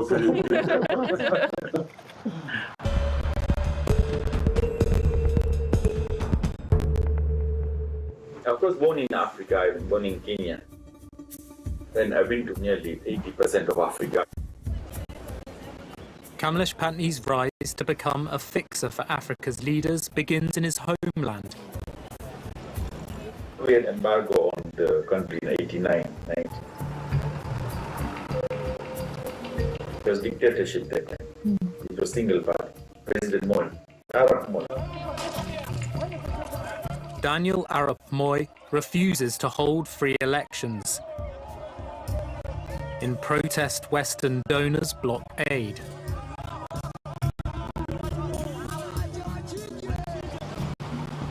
Patni then has a chance encounter. I was just 24 years old. I was buying a suit in Nairobi and I met the director of intelligence. Then I told him about gold. I said, look, there's so much gold flowing through Kenya, but it's nothing Kenya is benefiting. It's not the world. Patni tells the intelligence chief he has a solution. I said, I can create 500 million, every year from this if you do a proper license of this gold. So he took me to president. Wow. So I became advisor to the president, President Moi. So then he gave, exclusivity. Patni's company, Goldenberg International, is granted an exclusive license to export Kenyan gold. Instead, gold from what is now the Democratic Republic of Congo is smuggled into Kenya. He sells it abroad and receives the 35% commission from the government. In total, Patni pockets $600 million. It's shared with Arap Moi and the government officials who gave him the license. Kamlesh Patni is a criminal mastermind, is the only word to describe him. He managed to implement a illicit gold money laundering scheme, which nearly took away over 10% of the Kenyan GDP in value. I've written books on that. I'll give you the book. Yeah, I've written on how democracy should work. But of course, in '92, there was a lot of fights, riots in the street, and they wanted multi-party. Patney has advice for Arap Moi. His money will buy support for the president and weaken the opposition. Just make it multi-party. Because the money is with you, you'll still win. But just for the show. I helped the president to survive. Arap Moi retires after 24 years as president. Opposition came in, then they discovered me. They said, who is this young person who gave the president in power and win the election? Then they fought me. Patney appears in court, charged with fraud. At one point, he seems to be ill. Years later, the trial collapses, and he's never convicted. You're a thief! This guy's a thief! He stole billions of taxpayers' funds. Shame on you! You stole billions and you took it away. Huh? You're a pastor. You're a thief! This is just going to enrage me, I know this. The Kenyan courts went after him for nearly 13 years. He was acquitted of all charges scot-free. He moved to Zimbabwe to reinvent himself, found new religion, started his own church. Glory be to God. I'm the one who now again changed Zimbabwe. Today the country is where it is because of the efforts we put in. Otherwise the currency would be useless. In 2008, hyperinflation ravages Zimbabwe's economy. The central bank prints notes valuing billions in local currency. Zimbabwe's financial collapse follows sanctions imposed by the United States and Europe. The West punishes Zimbabwe's leaders for rigging elections and imprisoning opposition politicians. We believe that Zimbabwe should not be a part of the international financial system. That means that they can't transact in dollars, so you have to figure out other ways to do that. And the way to do that is to turn your currency, for example, into gold. Because then you can move across the border with gold, and it's not hitting the international financial system at that point in Zimbabwe. With gold, you can just shape-shift. You can move the gold without someone tracking it. So for a lot of autocratic governments, it is, I think, a trend that makes sense. It's much harder to enforce sanctions around it. Patney makes deals with Zimbabwe's sanctioned leaders, which he claims help its people. Right now, they are quite, stable, they're happy, they are recovering well. Although they still, as usual, the influences are there. But the good thing is that the president listens. I'm number 2 in gold. Who is the number 1? It's an Indian guy. Indian guy. Here. Pastor Paul. He's just a thief. He almost put Kenya into liquidation. That's how big he is. Patney's rival is Ewan Macmillan. He's a gold trader and smuggler, known as Mr. Gold. My family owned this business we have, so it was me. I owned it 100%. Okay. And I gave shares to my 2 brothers. I went to jail first time for gold when I was 21. And then I went to do a lot of prison in the 90s.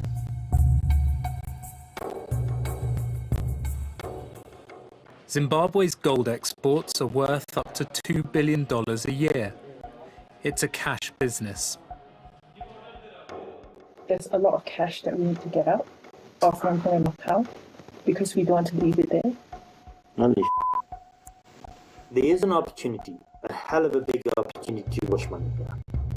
You can That's what we are looking for. You want US dollars in a bank account, which would be better to have a bank account in Dubai, US dollars. So then the best thing is to meet my partner from Dubai.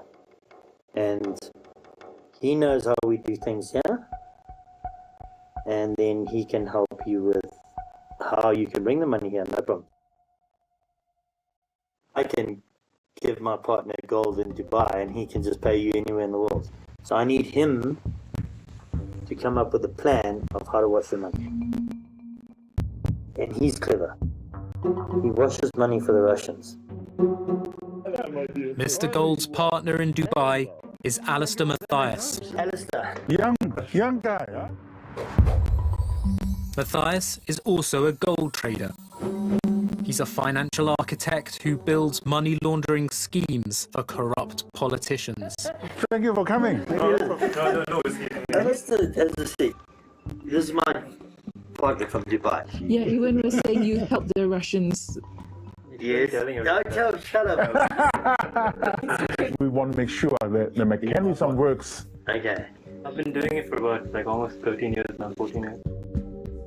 Matthias offers to launder Mr. Stanley's money through his gold trading network across Africa. Ghana, I do one ton, so I do $40 million every month out of Ghana.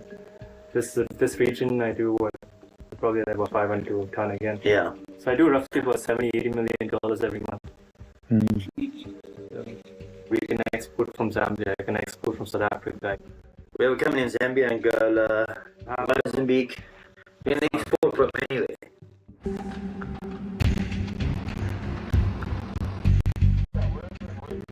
We're in Zimbabwe, we're in Malawi, we're in Zambia, we're in DRC Congo, we're in Kenya, Tanzania, Uganda. Patney is also based in Dubai. Dubai is the headquarters. Dubai is the center for Africa.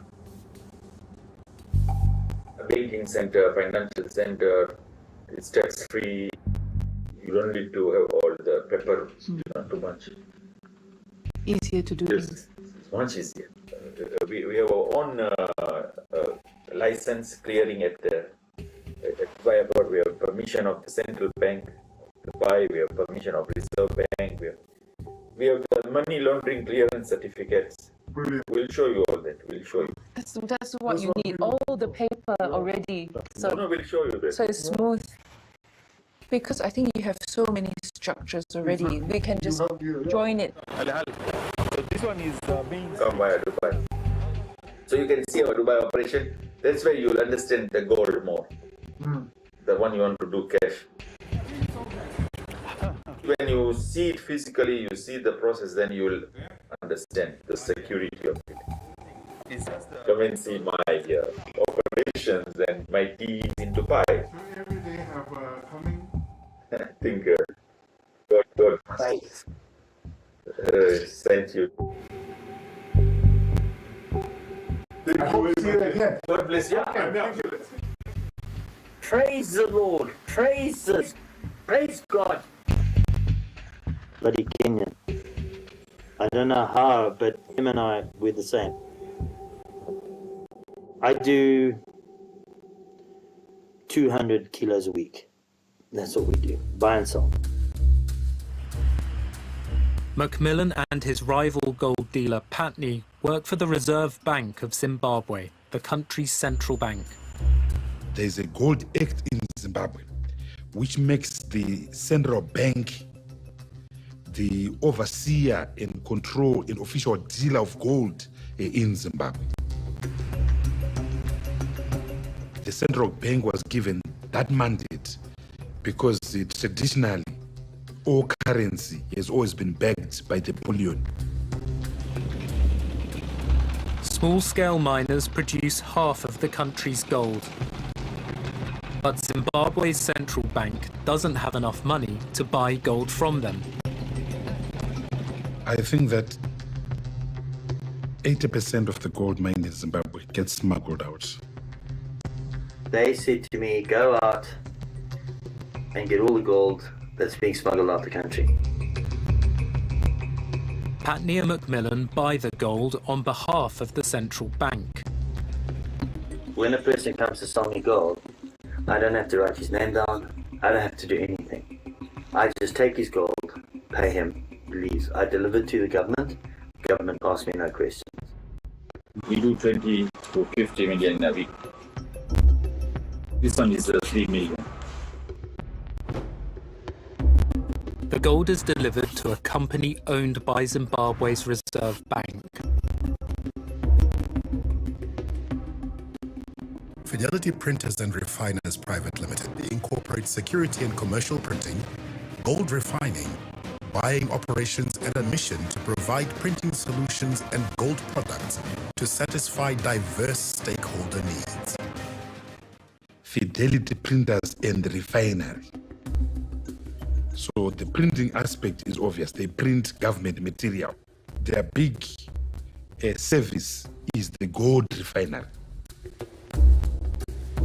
In return for their services, Patney and Macmillan are given licenses to sell the gold abroad. Like the license. See, like this is 2 million. We have an account with Fidelity. The competing mafias fly the gold to Dubai and sell it there. They bring the proceeds back to Zimbabwe in US dollars cash. The government needs US dollars because the local currency has no international value. The dollars buy more gold from the miners and fund further exports. The gold mafias use this scheme to launder money. They offer to help Mr. Stanley. What would normally happen is we'd bank the gold, get the US dollars and fly it home to Zimbabwe. Instead, Mr. Stanley is told to set up a gold trading company and bank account in Dubai. He can now get a license to import gold into the United Arab Emirates. You're going to tell the bank that we're going to be trading in commodities or gold. The money will come to that account all the time. They place clean money from the official sale of gold into Mr. Stanley's account. You show that it's imported legally. You show that you sold it to a refinery and the money got paid in the bank account. It's very clean that way. And now you have access to that money. That's your money. And then you're going to give us the US dollars cash from Hong Kong. We're going to come back with that. Mr. Stanley's dirty money will be given to the gold mafia's couriers to bring to Zimbabwe. At Harare Airport, the dirty cash is declared as the proceeds from the sale of gold. Once declared, it is clean. Everything appears legal with the right paperwork. There is here. There is 1 million cash. US dollars. Yes, yeah, The proceeds of the gold export will, in effect, be counted twice. Declared as clean in Zimbabwe and in Dubai. I bring back the cash. That's how I buy the gold again. And the money laundering cycle starts all over again. The only legal thing is you giving me the US dollars out of Hong Kong. But they don't know that. Yeah, it's extremely sad. It's extremely sad.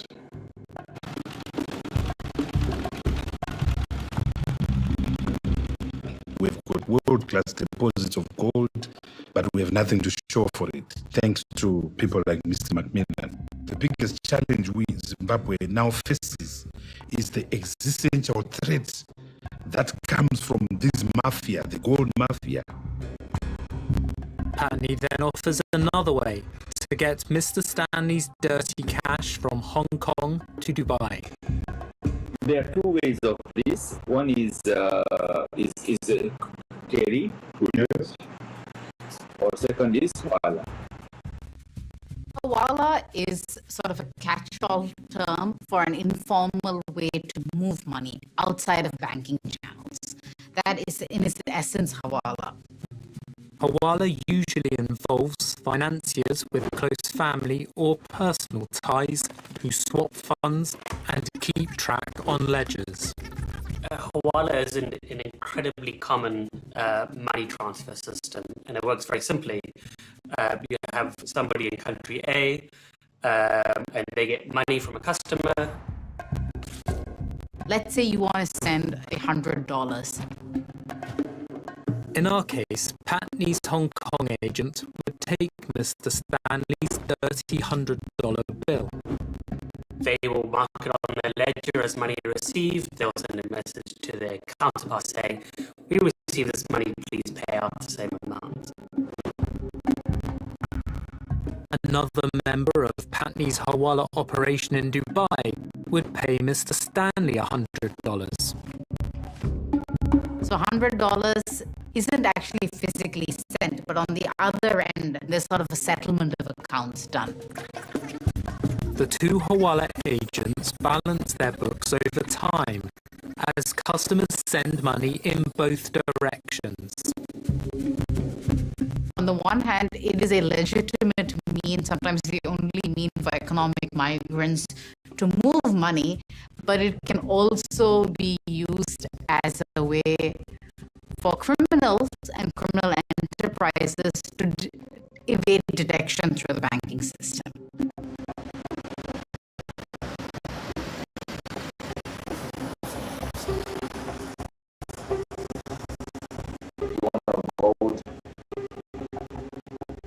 To make the call right now, and it's done with the president of Miners Association right this minute.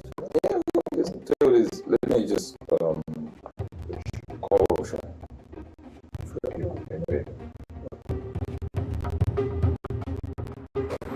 Henrietta Rushware heads Zimbabwe's Miners Federation. She's also the president's niece. I've got my people here. Hey, shut up and listen. Let's talk business. Let's talk business. We'll talk about our stories later. Let's talk business. You want to just get gold. The other deals that we normally do with people, like the one we did in Dubai, but they also want to invest in gold and buy gold. Maybe send a private jet, picks up gold every week.